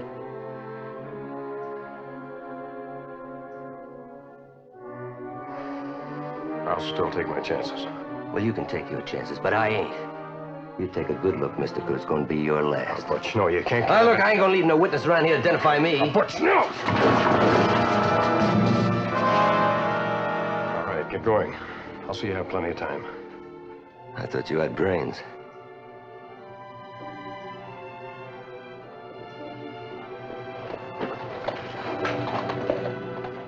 It's funny. The only guy who tried to help me winds up really cooking my goose. Tom? Sorry, Sheriff. I'd let him go the way he came. Well, I don't know what this is all about, but you can release the prisoner. It's official. The prosecution has decided there's no case against Tom Dixon. I know there's been a lot of talk about that Rosalind bank robbery. I don't know anything about the Rosalind bank robbery.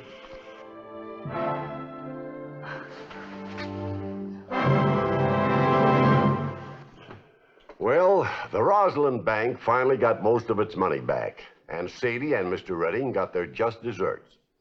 As for Butch Cassidy, the law finally caught up with him and his pals, and they served prison terms in Laramie, Wyoming. Matt Warner served a term in the Utah Penitentiary for his previous crimes, but he and Rose Warner finally did get a chance for a fresh start. He hired out as a ranch hand, then became a deputy, and finally was elected sheriff in Vernal, Utah, where he's remembered as just about the best sheriff ever to serve in the Old West.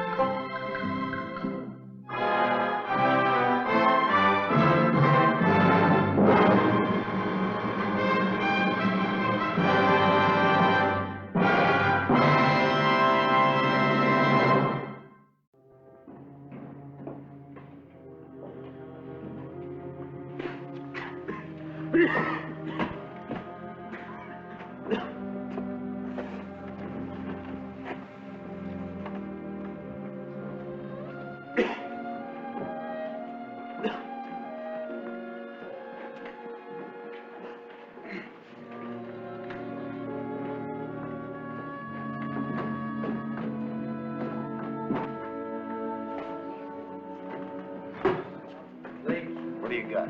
Two ladies. Aces. Don't you ever lose? Deal them. Yes, sir. What do you have? Can I have a glass of water, please? That's all? Yes, if you don't mind.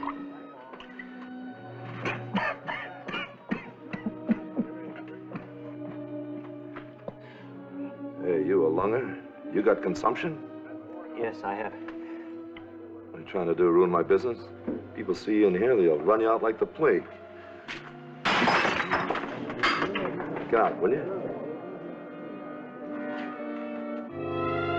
You open? Yeah.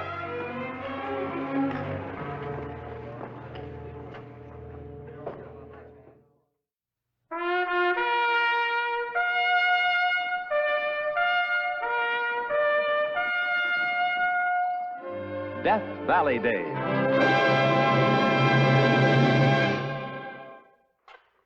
Howdy, folks. I'm the Old Ranger. The cry of Lunger made some of the bravest men of the West back off in fear. Now, the cold, clear mountain air of Colorado was once thought to be a cure for lung fever, or what folks call the Great White Plague, tuberculosis. Many a man came west to struggle with the dread disease and tried to save his life. Now, our story is really two stories in one, about an ailing man who came to Colorado to die, and the birth of the hat that wore the West. Hey, mister, Yes, ma'am? let me buy you a drink. Very kind of you, ma'am, but haven't you heard? I'm a plague carrier.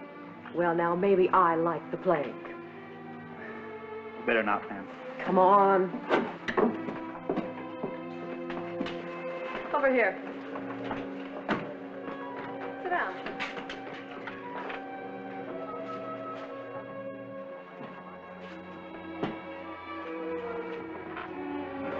Millie, I asked him to leave. I know. Go on, sit down. Millie, he's a loner. I know. We'll have 2 whiskeys, Mike. Millie.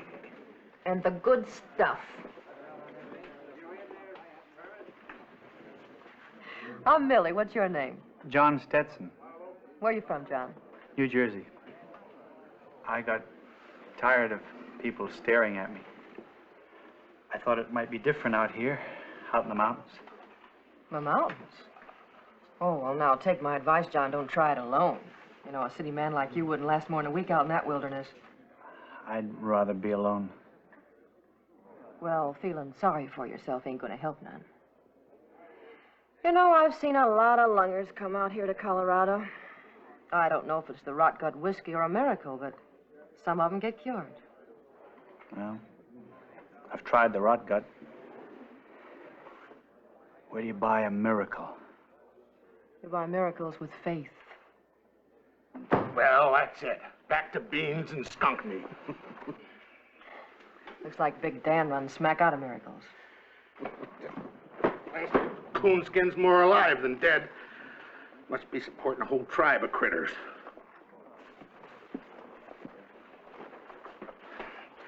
Millie, this is gonna Brogger cleans you again. get right down to my socks. Millie, this Dan, I'd like you to meet John Stetson. This is Dan Willis. Howdy. Millie, this is going to be the best season yet. Here we go again. Oh, now, Millie, there'll be more beaver than trout in the streams. And I'm going to bring you back this time a silver fox.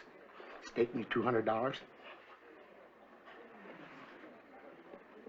Oh, fur trapping's a lonely life. Takes a man way up in the mountains, away from city folk. What's that got to do with $200? Might have a lot. Oh, Millie, please. No. I have $200. You have? Well, mister, what's your name again? Stetson. It's always a pleasure to meet an intelligent man. You get 40% of my take, and you don't do a lick of work. Now, how's that? I'll invest the money on one condition. Sure, what's that? I go along. A dude on the trail? No, a working partner. That's more than you hoped for. That ain't what I hoped for. We was talking about money. That's the deal. If I don't go, it's no deal. Well, but you just slow me up. I'll try not to. What do you want to go for, anyway? I want to get away from people. Is it a deal? Well, on one condition. What's that? You throw in that fancy headpiece. My hat? His weakness. Hat. He's worse than a woman. Well, is it a deal? It's a deal. Let's go get the supplies. But I warn you of one thing. I have tuberculosis. Why tell me? I can't cough for you. Come on, let's go. Why don't you try sitting in the middle of the saddle? It's more comfortable that way.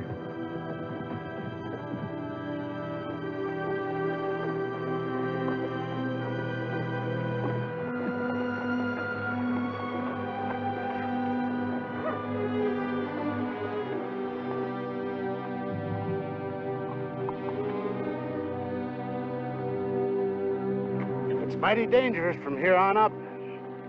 Many a man's fall to perdition. You ain't worried? I'm not worried.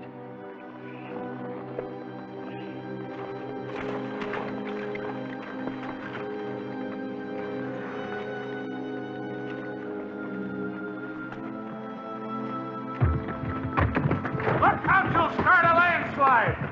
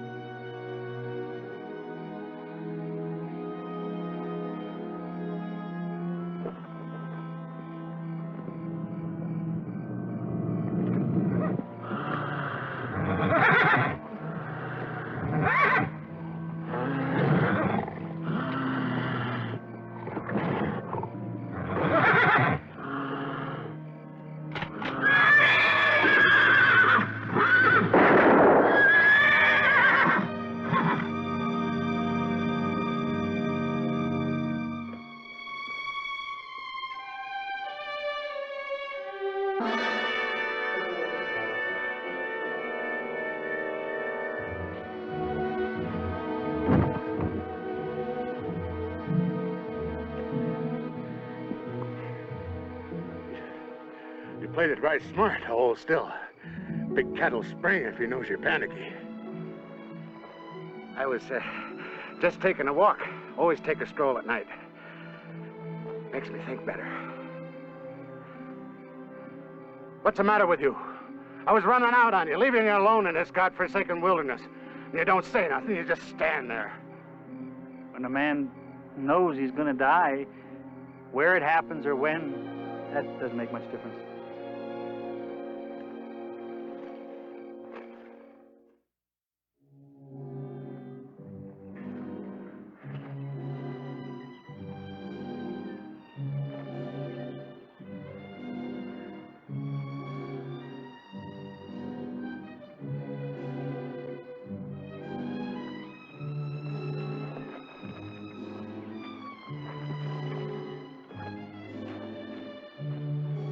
John?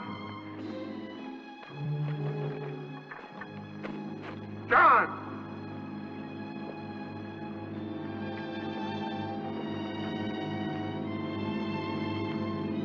John!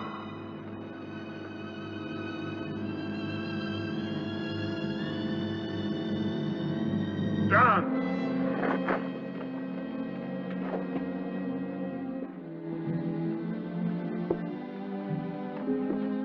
Where in blazes are you going?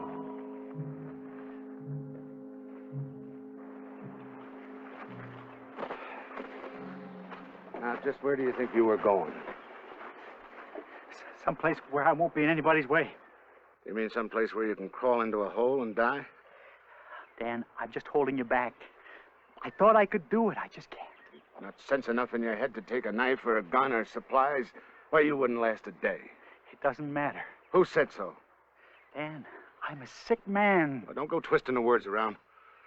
What you're really saying is you give up. All right. Then I give up. What in Blue Blazes gives you the right to give up and die? Dan, the doctor said... Don't go telling me what no doctor said. They ain't God. He's the only one tells you when your time has come. Now look, you still got blood in your veins. That means you go on living. Fighting for every breath. You don't give up. Leave me alone. All right, maybe you want to die. Is that it? Be easier that way, huh? Just lie down and die. Yes, it would. Gutless, lily-livered, sour excuse for a man. Oh, it's easy for you to talk. What do you know about dying? I've been torn apart, piece by piece, every day of my life. Pains in my chest like I'd swallowed hot coals. Screaming at night for something quick to end it, but it never happens. That's what it's like to die. How would you like to be called? A lunger. A lunger. Treated like a leper. Sure, I want to live. Life is the holiest treasure a man has. But my time has come. It's not going to help to deny it.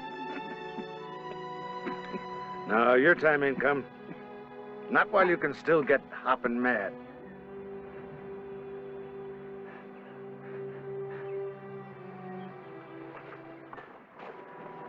I just wanted to see. You got mad. No, sir. You don't want to die.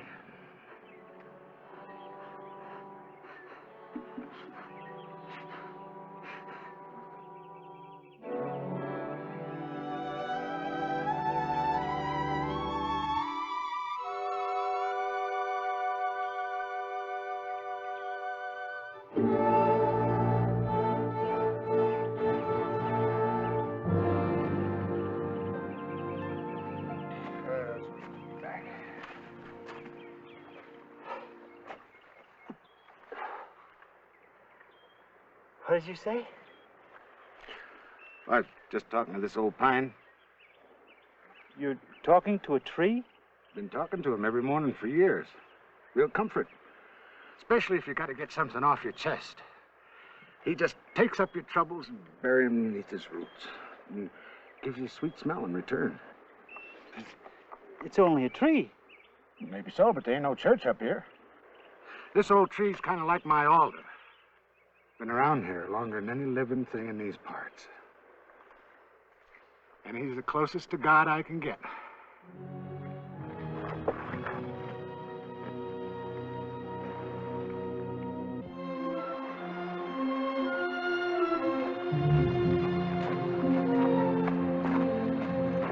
These beavers have been mighty busy. A beaver did that? Sure.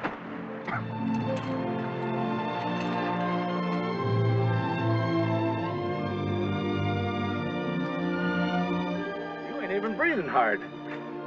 I guess I'm getting accustomed to this crisp mountain air. It's wonderful. Good.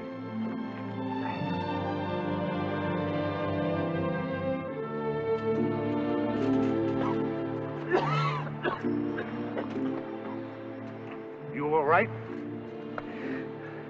Oh, I am now. It's the first time today.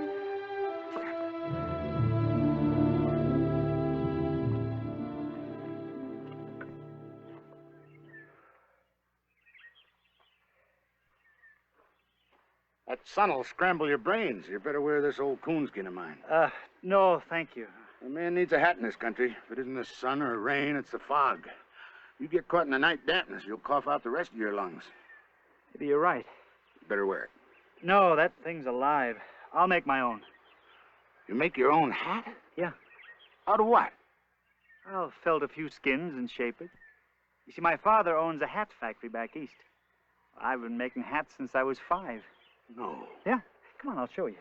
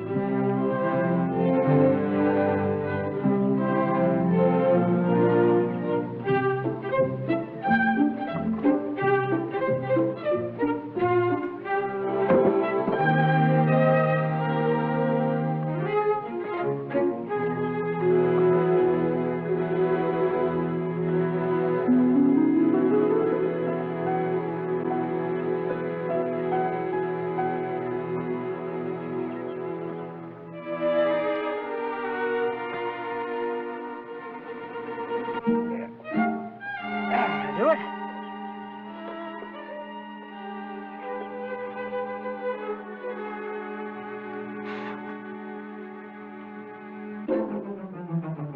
How do you like it? Well, that's the most elegant thing I ever did see. I still can't believe you made it with fur. Felting goes back to the time of Moses. Moses wore a hat like that? No. Now, this is something I dreamed up. See, this is practical. It's got a nice wide brim to ward off the sun. Got a high crown with a pocket of air. That's to keep you cool. And it's watertight to stay the rain. And this way you can carry feed and water in it. Well, there ain't no end of things a man could figure for it. Can I try it on? Sure.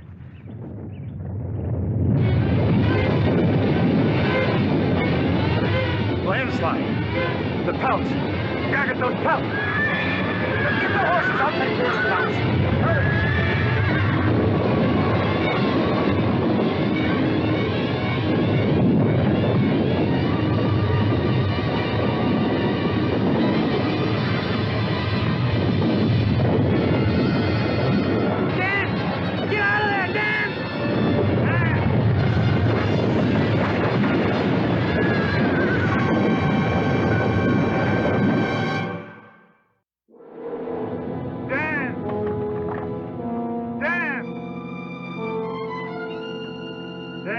Stop shouting. You'll bring that cantankerous mountain down on us again.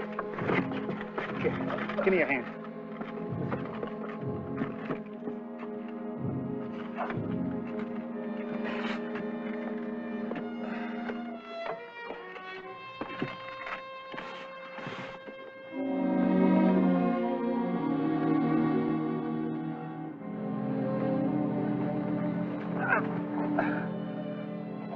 I'd like to throw every rock right back at that miserable mountain. Standing there, waiting till we got all those pelts, and boom! 4 months' work. Don't move, Dan. Couldn't if I wanted to. Anything broken? Just my heart.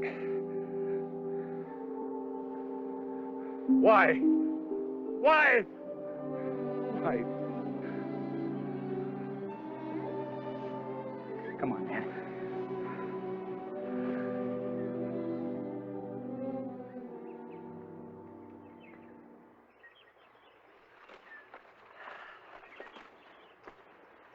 You better stay off that leg.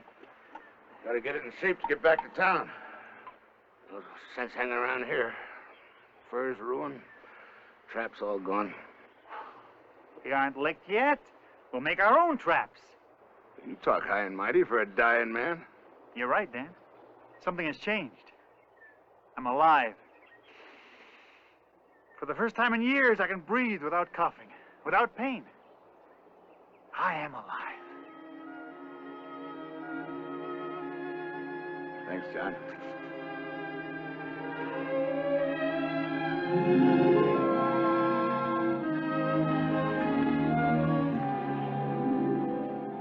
Horses all saddled? Yeah. I still think we should have waited a few more days. Oh, the leg will hold out. Sooner we get back in town, quicker we get out. I sure hope Millie will stake us. Wait till she sees this silver fox. Her eyes will light up. Maybe light up her pocketbook, too. Oh, Dan. Little going away present for you. Go on, open it up. Oh. So this is what you've been doing for the past couple days. Yep. Hey, it fits. Hmm. How do I look? Well, pen.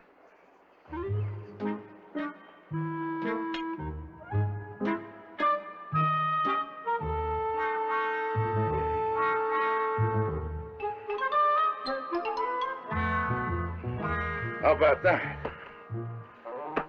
Wait till they see me back in town. Us.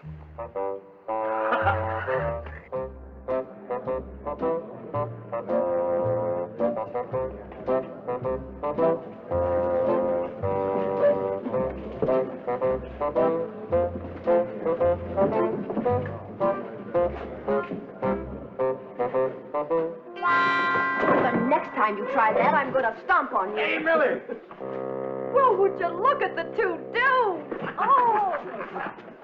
Hey, Dan, where did you get that hat? You like it? Yeah, I like it. Where'd you get it? First buy me a drink and I'll tell you. All right, Mike, set him up. Well? It's a long story. Never mind the long story. I'll buy it. Say, you look fine. Little token of appreciation, Millie.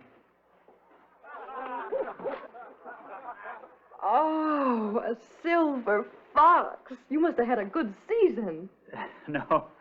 No, I couldn't raise $1 if my life depended on it. Well, what happened? Avalanche. Wiped out everything we had. Well, then what are you grinning for? Oh, I feel wonderful, Millie. For the first time in years, I haven't coughed or had a chest pain for days. It's a miracle. So you 10. finally bought a miracle, huh? I guess I did. 20. I should say not. All right, have another drink, you grizzled old penny-pinching thief. I don't mind if I do. I got to admit, I've never seen the likes of that before. I'm willing to pay you $40, not a penny more.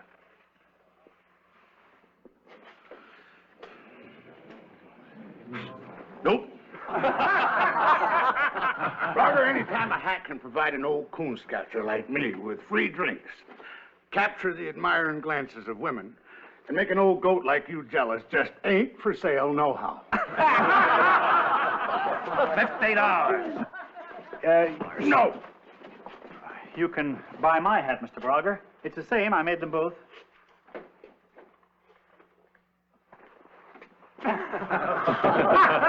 Shut up! It don't fit. Dan, $100. Not for $500. Now, if you'll excuse me. You're just trying to get me riled. Well, now, maybe I am and maybe I ain't. Now, just a minute, please. I'll make you a brand new one. Tailor-made. Guaranteed a perfect fit. What? A special hat, just like this, but made for you. How much? $20? It's a deal. I'll take one, too. I got me tailor-made pants and tailor-made boots. I've never had me a tailor-made hat. Not tailor-made, son. Stetson-made. What he's got there is a genuine Stetson headpiece.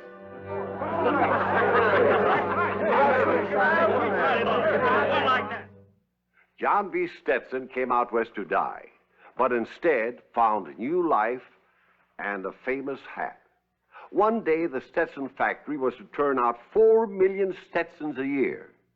It became the symbol of the West, and still is.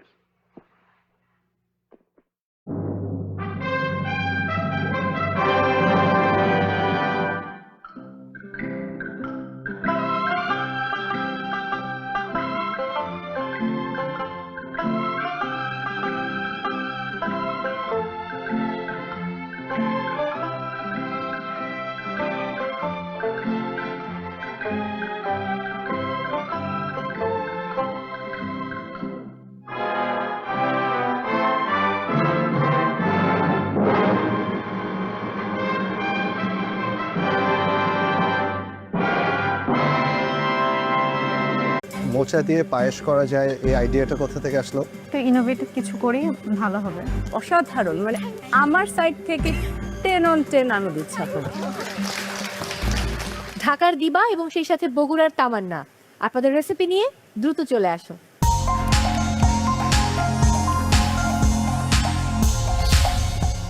আসসালামু আলাইকুম। ওয়ালাইকুম আসসালাম। Chef, আজকে আমি মোচা দিয়ে, কলার মোচা দিয়ে, গরুর মাংসের কিমা দিয়ে এবং ডাল দিয়ে একটু ভুনা করেছি এবং সাথে ওটাকে আমাদের বগুড়ায় এটে বলে, থোর যেটা, এটা দিয়ে আমি চিংড়ি মাছ দিয়ে একটা সবজি করেছি।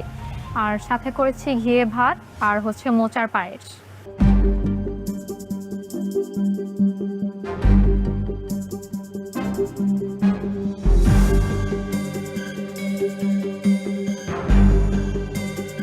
মোচা দিয়ে পায়েস করা যায়, এই আইডিয়াটা কোথা থেকে আসলো? তো ইনোভেটিভ কিছু করি ভালো হবে। মোচার ফ্লেভারস পায়েসে কিভাবে দিয়েছেন? মোচাটাকে ক্লিন করে পরিষ্কার করে নিয়ে এটাকে চপ করে কেটে নিয়েছি, দেন তারপর এটাকে একটু ঘিয়ে ভেজে পায়েস হয়ে যাওয়ার আগে দিয়ে যেন এটা সেদ্ধ হয় সেই হিসেবে আগে এটা দিয়ে ফেলেছি, দিয়ে দেন পায়েসের সঙ্গে মিক্স করে সার্ভ করেছি আর কি। প্লেটিংটা অনেক সুন্দর। Thank you so much. Segment করে দেওয়া চিংড়ি আর বিফকে এখানে মোচার পাতাটা ইউজ করা, I think this was a smart idea. একসাথে দুটোকে না দিয়ে এখানে the usage of the ingredient I think perfectly blend করে আপনার আলুর সাথে, সো এটা স্মার্ট ছিল। This taste really good. পায়েসটার ব্যাপারে আমি বলবো, আমাকে যদি আপনি না বলতেন যে এটাতে মোচা আছে, এটা বোঝার কোনো ওয়ে নাই। সো টেস্টটা প্রপারভাবে পায়েসের ভিতরে ঢুকে যায়নি, এটা আপনি বলাতে আমি জানি ইটস আ মোচা পায়েস, বাট এমনি মজা, taste wise is good, but মোচা ফ্লেভার্স বোঝা যাচ্ছে না। Overall good try. আমার কাছে ভালো লেগেছে, চিংড়ি মাছটা বেশি ভালো লেগেছে কিমার চাইতে, কারণ মোচার সাথে ফিশটা আসলে বেশি ভালো লাগে। তারপরেও কিমা দিয়ে করা হয়েছে, এটা একটা নতুন জিনিস, এটা ভালো লাগলো। আর পায়েসের ক্ষেত্রে আমি শেফের সাথে একদমই একমত। না বললে কিন্তু এটা বোঝা যায় না যে এখানে মোচা। অ্যামাউন্টটা একটু বাড়িয়ে দিই, মানে ওটার অ্যামাউন্টটা একটু বাড়িয়ে দিলে, চালটা একটু কমিয়ে দিলে, তাহলে দুটোরই বাইটে বাইটে পাওয়া যেত। এই আদারওয়াইজ খুব ভালো ছিল, টিম ওয়ার্ক ভালো ছিল। আমার কাছে কিন্তু পুরো বিষয়টাই অনেক বেশি ইন্টারেস্টিং লেগেছে। চিংড়ি দিয়ে করেছেন, পুরো ডিশটাই খেতে অ্যামেজিং এবং স্পাইস লেভেলটা একদম খুব মজার ভাত দিয়ে খাওয়ার জন্য, যেহেতু ঘিতে ভেজেছেন না ভাতটা। আর পায়েস নিয়ে যদি আমি বলি, মোচা দিয়ে চিন্তা করেছেন যেটা যে ডেজার্ট হয়, জি, এটাই তো অনেক মানে দারুণ বিষয়, তাই না? Thank you. অসাধারণ, মানে আমার সাইড থেকে 10 on 10 আনো দিচ্ছে আপনার। আমি একটা কথা শুধু বলবো, অ্যাড করবো শুধু, আমার কাছে ঘি ভাত শব্দটা এত ভালো লেগেছে, আমাকে সেই ছোটবেলায় নিয়ে গেছে। আমার দাদি এটা খুব করতেন, ওই সময়টায় ঘি ভাতটা খুব পপুলার ছিল, পোলাও টোলাওর চাইতো, আর এটা অনেক হেলদি। Thank you. ঘি ভাত নামটা শুনে আমাকে একটা নস্টালজিয়ায় পেয়ে গেল। আমরা এটা ভাতের চাল দিয়েই করেছি। আমরা খাই, ভাতের চালে উপরে একটু ঘি দিয়ে দেওয়া হয়। এটা খুবই ভালো, হেলদি জিনিস। Thank you. কস্টিং ঠিক আছে, এই যাবেন।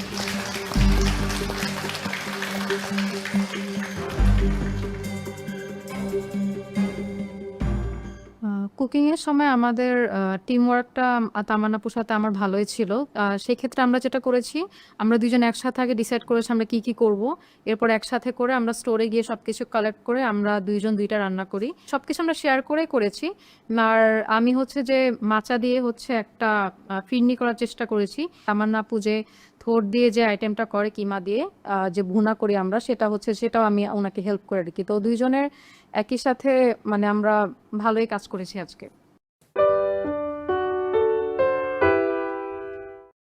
বড়াটা দেখে আসলে এত লোভনীয় লাগছিল যে এটা আগেই এটা ফ্রাই করি, বাট এটা যখন আমি খেলাম সেম প্রবলেম, সেম চিউই লাগছে, ব্লেন্ড হয়নি, সব ভেতরের ইনগ্রেডিয়েন্টসগুলো একটু কাঁচা কাঁচা রয়ে গেছে। আপনাদের টিমটা I felt was the strongest today, and expectation অনেক বেশি ছিল। জয়পুরহাটের কুমু এবং ঢাকার শিয়াজুতি চলে আসুন আপনাদের রেসিপি নিয়ে।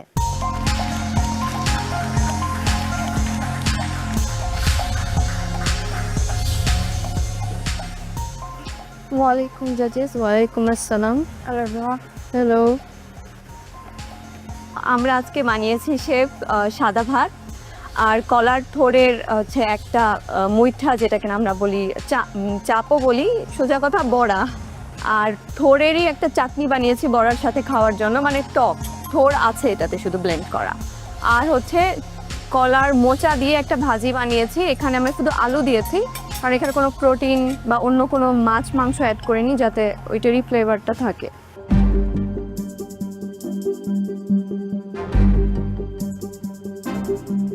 লুক ওয়াইজ মানে দেখতে খুব ভালো লাগছে, প্রেজেন্টেশন খুবই সুন্দর। বড়াটা দেখে আসলে এত লোভনীয় লাগছিল যে এটা কাইন্ড অফ পেঁয়াজুর মতন মনে হচ্ছিল। বড়া আমার কাছে মনে হচ্ছিল আগেই এটা ফ্রাই করি, বাট এটা যখন আমি খেলাম সেম প্রবলেম, সেম চিউই লাগছে, ব্লেন্ড হয়নি, সব ভেতরের ইনগ্রেডিয়েন্টসগুলো একটু কাঁচা কাঁচা রয়ে গেছে। স্পাইসেস যা আছে এটার ফ্লেভারগুলো বোঝা যাচ্ছে। আর এটাও থোড় দিয়ে করেছেন না মোচা দিয়ে করেছেন? এটা মোচা দিয়ে করছেন। এটা তো সেম, যে ছোটো ছোটো করে কিউব করেছেন, বাট এই যে দু একটা কিউব একটু বড়, এটাও যখন বাইট দিচ্ছি সেম চিউই লাগছে। একমাত্র মনে হয় আমার কাছে আপনাদের চাটনিটা সবচাইতে বেস্ট। মানে এই চাটনিটা আমাকে যদি বলেন খেতে সব কিছু দিয়ে, আমি আপনাদের কাছ থেকে এই রেসিপিটা নিয়ে যাব। চাটনিটা অনেক ভালো, বাট শুধু চাটনি দিয়ে তো পার পাওয়া যাবে না।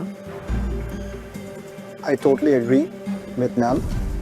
এটা দেখে আপনি যখন প্রথমে প্লেটটা রেখেছিলেন আমার অনেক খেতে ইচ্ছা করছিল, অনেক লোভনীয় লাগছিল, but as soon as I take a bite I was expecting it to be crunchy, to crispy হবে, but it's very flat. Chutney, I think it's wow. So chutney ta diye khele overall এটা ভাল লাগে, but by itself khele it doesn't taste significant kono. It's not tasting wow, it's not tasting any good. Same goes for this. আপনি যেটা বলছেন ওটার সাথে কথার সাথে পুরটা মিলে না। আপনাদের টিমটা I felt was the strongest today, and expectation অনেক বেশি ছিল। I thought something great is going to come out of it, but it wasn't your day today. এটা মুইঠা যেটা বললে বানিয়েছো, ভেরি ড্রাই, ওর মধ্যে অন্য একটা কিছু ইনগ্রেডিয়েন্টস ইউজ করলে ওটা একটু খেতে ফ্রাঞ্চিনেসও থাকতো, বাট আর একটু সফট হতো, মুখে বাইতে ভালো লাগতো। চাটনিটা ভালো ছিল। আর যেটা আরেকটা করেছো আলুর পিসটা, আর এই যে কলার মোচার পিস, হ্যাঁ একটা কিউব হয়ে গেছে আর আরেকটা কুচি কুচি হয়েছে। ঠিক এইটা যেরকম পিস করা হয়েছিল, আলুটাও যদি সেম পিস করা হতো তখন খেতে ভাল লাগে। দুটো জিনিস, কস্টিংটা কখন করা হয়েছে? কস্টিং আমরা হচ্ছে প্লেটিং এর আগে করেছি। প্লেটিং এর আগে কস্টিং করা হয়েছে? জি। সময় শেষ হওয়ার আগে? বলবো ও পিছনে কস্টিং করছিল, আমি বড় হাত ছিলাম। That's number 1। Number 2 is station দেওয়া আছে, কাজ আমরা সব স্টেশনেই করব। আমি এখান থেকে দেখছিলাম যে ইউ গাইজ আর ইউজিং পিছনের ওই টেবলটা, এটা তো একটা আনফেয়ার অ্যাডভান্টেজ হয়ে যায়, রাইট? সবার কাছে একটা স্টেশন আছে, so we will use only the station. অন্য কোনো প্রপস, পিছনের টেবিল, এগুলো আমরা ইউজ করতে পারবো না। Yes sir, thank you.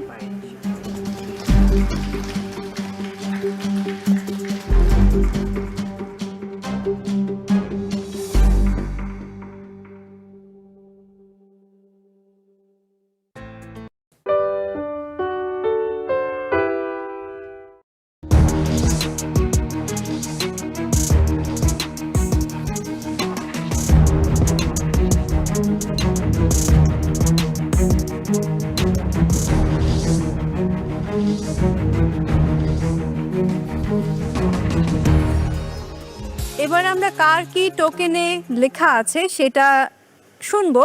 প্রথমে শুরু করি সাইমাকে দিয়ে। চাইনিজ। এবার জিনাত। গ্রিস। নিপা। স্পেন। এবার Urmi Mahbub. Peru. Safayet. French. French cuisine পেয়েছি। ফ্রেঞ্চ কুইজিন এমন একটা কুইজিনের উৎপত্তি বলা যায় ফ্রেঞ্চকে। তো সেক্ষেত্রে আমি একটু কনফিডেন্ট ছিলাম যে কোনো দেশীয় ফিশ দিয়ে আমি ফ্রেঞ্চের যে কোনো একটা আইটেম করতে পারবো। লিনা, দেখি তোমার টোকেনে কি আছে। মেক্সিকো। আমি জানতে চাই নসিন, আপনার টোকেনে কি আছে? থাইল্যান্ড। ও বাবা। Juairiya. Italy. And last Moushumi. India. India. India. বরাবরই আমি মাছ রান্নাতে একটু দুর্বল, তো এই জন্য মাছের যখন ফিউশন ইন্ডিয়ার সঙ্গে হলো তখন আমার একটু মানে ভয় কাজ করছিল। জাজেস, আমি তো পুরো বিশ্ব ভ্রমণ করে এলাম মনে হলো, বাট ফিশ কোথায়?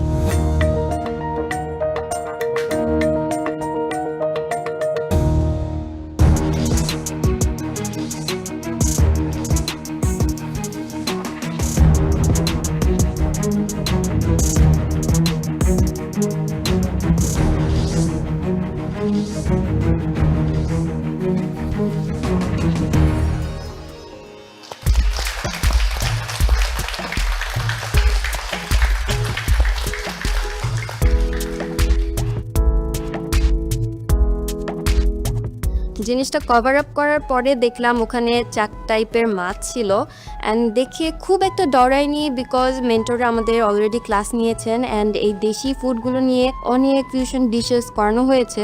এই 4 ধরনের মাছেরই ডিফারেন্ট কাটস ভ্যারাইটিস আছে আমাদের রাঁধুনি গ্রোসারি স্টোরে। আপনাদেরকে আজকে একটা ডিশ প্রেজেন্ট করতে হবে।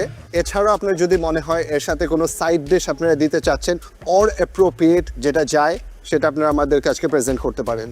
সুবিধার্থে আরেকবার বলে দিচ্ছি, এখানে 4টা মাছ, রুই মাছ আছে, বোয়াল মাছ, ট্যাংরা আর বেলে মাছ। এই 4টা থেকে যার যে দেশ বা কুজিন অনুযায়ী আপনারা রান্না করবেন। আর একটু সহজ করে দেই আপনাদের জন্য, তো অবশ্যই মেন্টার্স আছেন। মেন্টার্সের হেল্প নিয়ে কিন্তু আপনারা আজকে রান্নার পরিবেশন করবেন।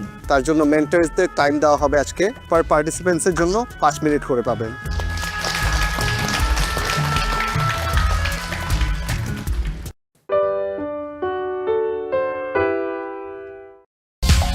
কচুর যে রুটটা আছে ওইটা দিয়ে ইলিশ মাছের একটা ঝোল, কচুর পাতা আর কচুর যে ডগাটা ছিল ডাটাটা, ওটা দিয়ে চিংড়ি মাছের সেমি গ্রেভির মতো একটা ঝোল, আর সাথে করেছি সাদা ভাত। এই তো বাংলার স্বাদে এখান থেকে এখানে চলে এলাম। মানে আমি এক কথা বলবো, ওয়াও। পুরান ঢাকার লাকি এবং সেই সাথে ফরিদপুরের সাইমা আপনাদের খাবার নিয়ে চলে আসুন।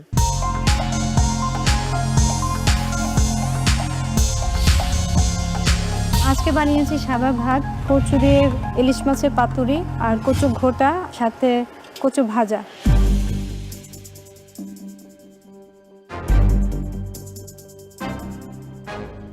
আমার কাছে ভালো লেগেছে, থ্যাংক ইউ। খেতে ভালো ছিল, বিশেষ করে পাতুরিটা আমার কাছে অনেক ভালো লেগেছে। প্লেটিংটা যদি একটু মাটির প্লেটে হতো, মানে বাংলার স্বাদে একটু টান পড়েছি, আদারওয়াইজ ভালো ছিল। প্লেটিংটা সুন্দর। I like the idea of the chips.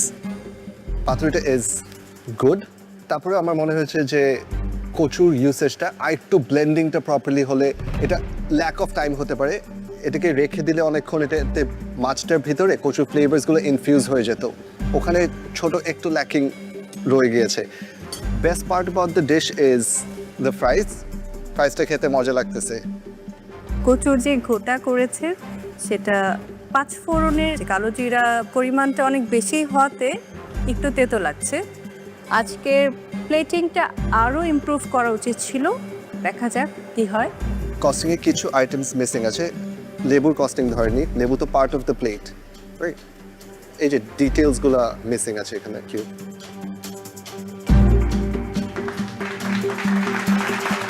Thank you.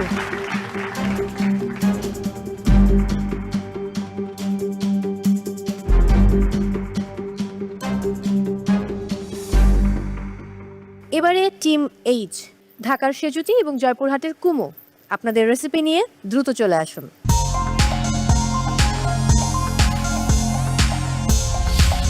কচুর যে রুটটা আছে ওইটা দিয়ে ইলিশ মাছের একটা ঝোল, কচুর পাতা আর কচুর যে ডগাটা ছিল ডাটাটা, ওটা দিয়ে চিংড়ি মাছের সেমি গ্রেভির মতো একটা ঝোল, আর সাথে করেছি সাদা ভাত, একটু পেঁয়াজ ভর্তা আর কচু ভাজা।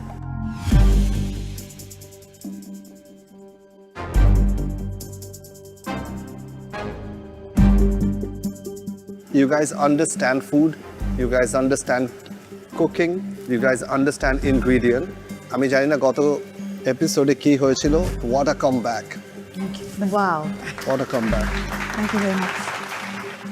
মানে আমি এক কথা বলবো, ওয়াও, সব কিছু অসম্ভব সুন্দর। এবং কচুর যে ডোগাটা যেটা, ওটা এত ফাইনলি মানে পুরো মুখে দেওয়াতে মেল্ট হয়ে গেল, ভিতরে উপরের বাগারটা ভালো ছিল। আর মাছের সাথে যে কচুর যে কাঁটাটা, আমি বলেছিলাম যে হাফ মুন, আসলে সেটাই হয়েছে। সব কিছু everything was very nice, fabulous. Thank you, thank you. আমার আর কিছু বলার দরকার আছে? বললে ভালো হয়। এটাই বিশ্বাস হচ্ছে না যে গত পর্বে আপনারাই ছিলেন, ওই ডিশটা আপনারা প্রেজেন্ট করেছেন, এই পর্বে আপনারাই সেম এই তো বাংলার স্বাদে এখান থেকে এখানে চলে এলেন।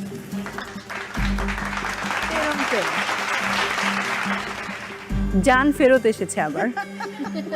Very nice. কস্টিংয়ে গতকালকে যে প্রবলেমটা ছিল ওটা আজকে নেই। নাইস, ঠিক আছে, সুন্দর। উনি যখন বলেছে যে ওনার জান ফেরত এসেছে, তখন আমি বলবো যে আমার জানের পানি ফেরত এসেছে। বিকজ 2 দিন ধরে 2 এপিসোড ধরে খুব নার্ভাস ছিলাম যে কি হবে না হবে। সো ওনার কাছ থেকে অ্যাপ্রিসিয়েশন পেয়ে খুব ভালো লেগেছে।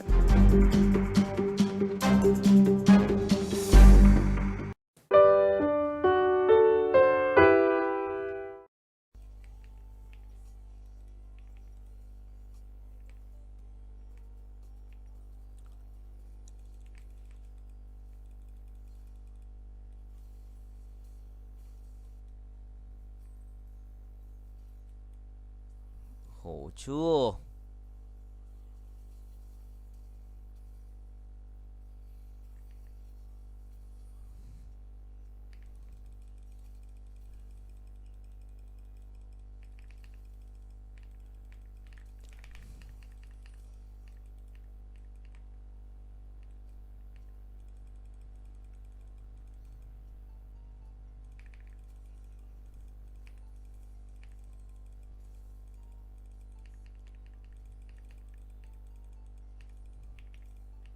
OK，没错。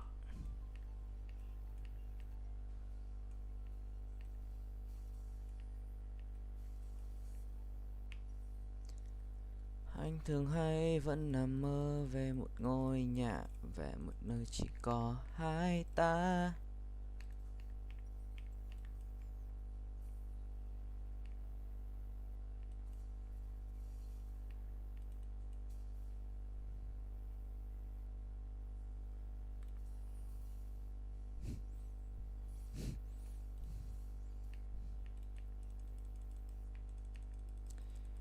Chỉ có như ta... Ok, pop pop pop pop pop. Ok.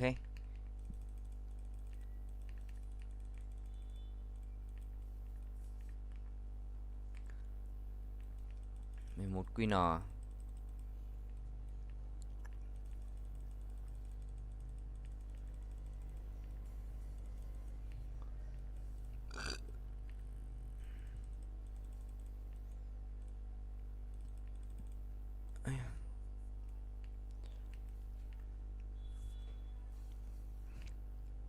Michelin Boy.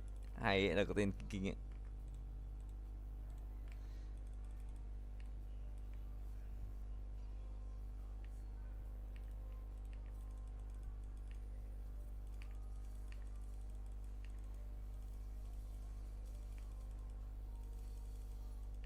Quá khó.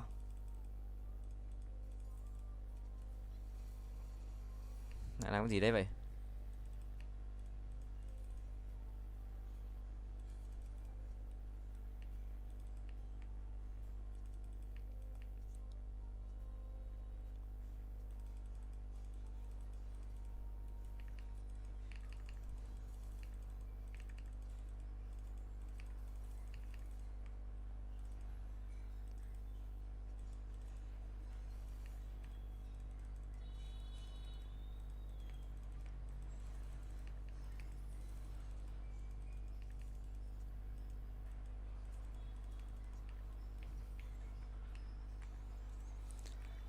Làm em khóc, tự khiến em buồn. Let's go buddy.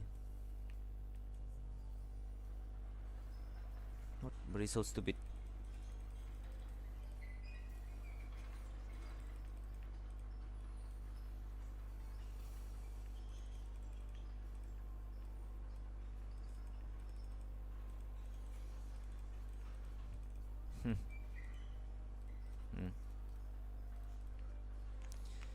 Và khóc với mẹ mày.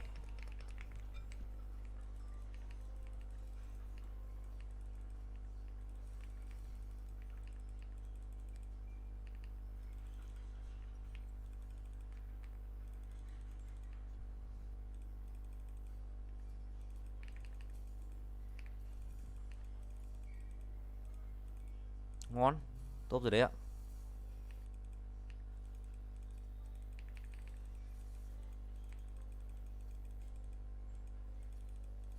Ok ạ.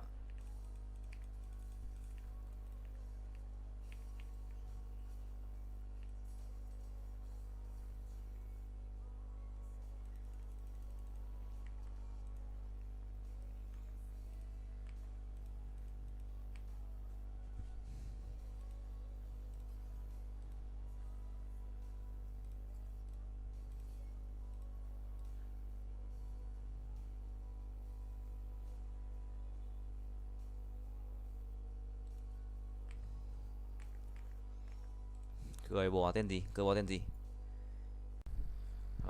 Broso noob.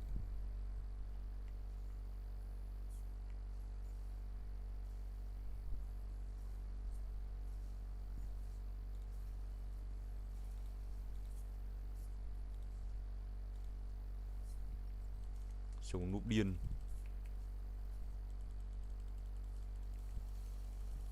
Bre.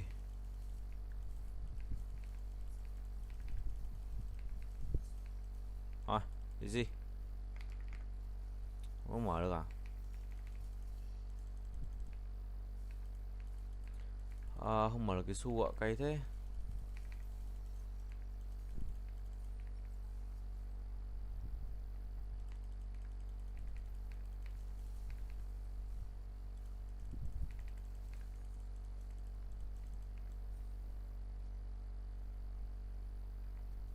Kinh, ảnh khôn, ảnh khôn.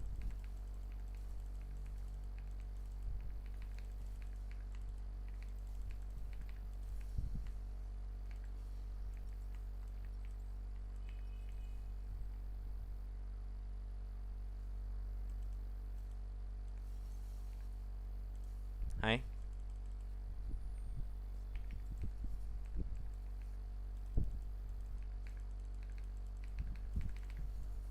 Xong bắn mỗi thằng cái chết.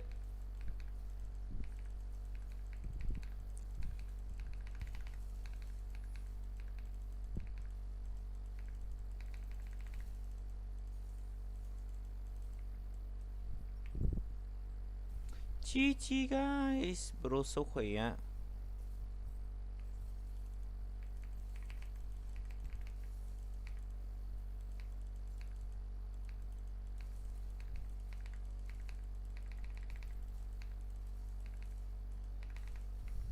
Ngu.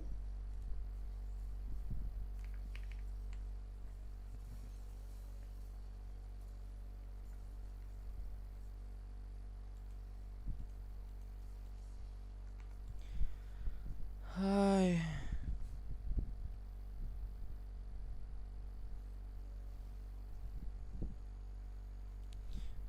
Ôi dồi ôi.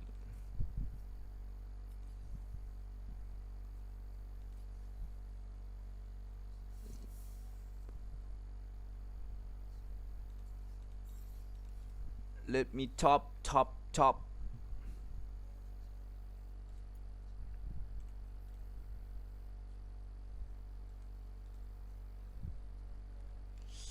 Nhận một cái này đi. Nhau lúc mai sau, có phải ngay lúc đầu anh vô chẳng chọn em đâu.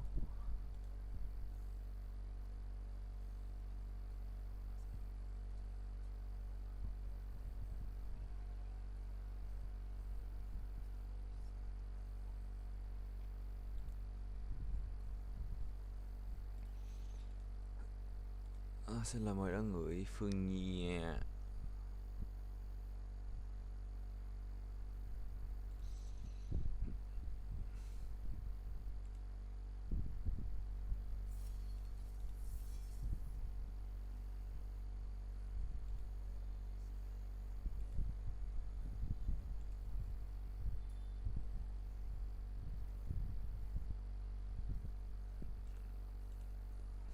Không hứng thú. You still hứng thú nhưng mà thôi nhé. Con gái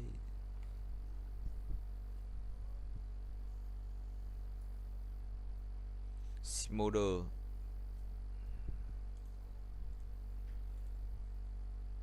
Thắng hay thua xem nào.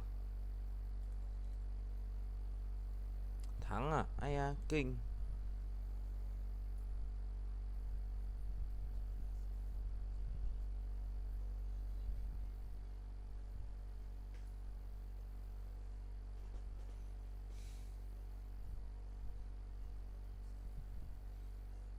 Làm gì để em đừng nghĩ em không quan trọng. Let's go farming.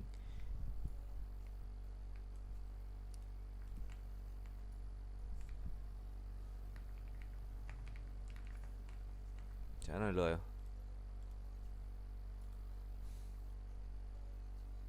Đây rồi. Anemia về súp. Nồi Exorcist. Đây rồi. Lúc mai sau, có phải ngay lúc đầu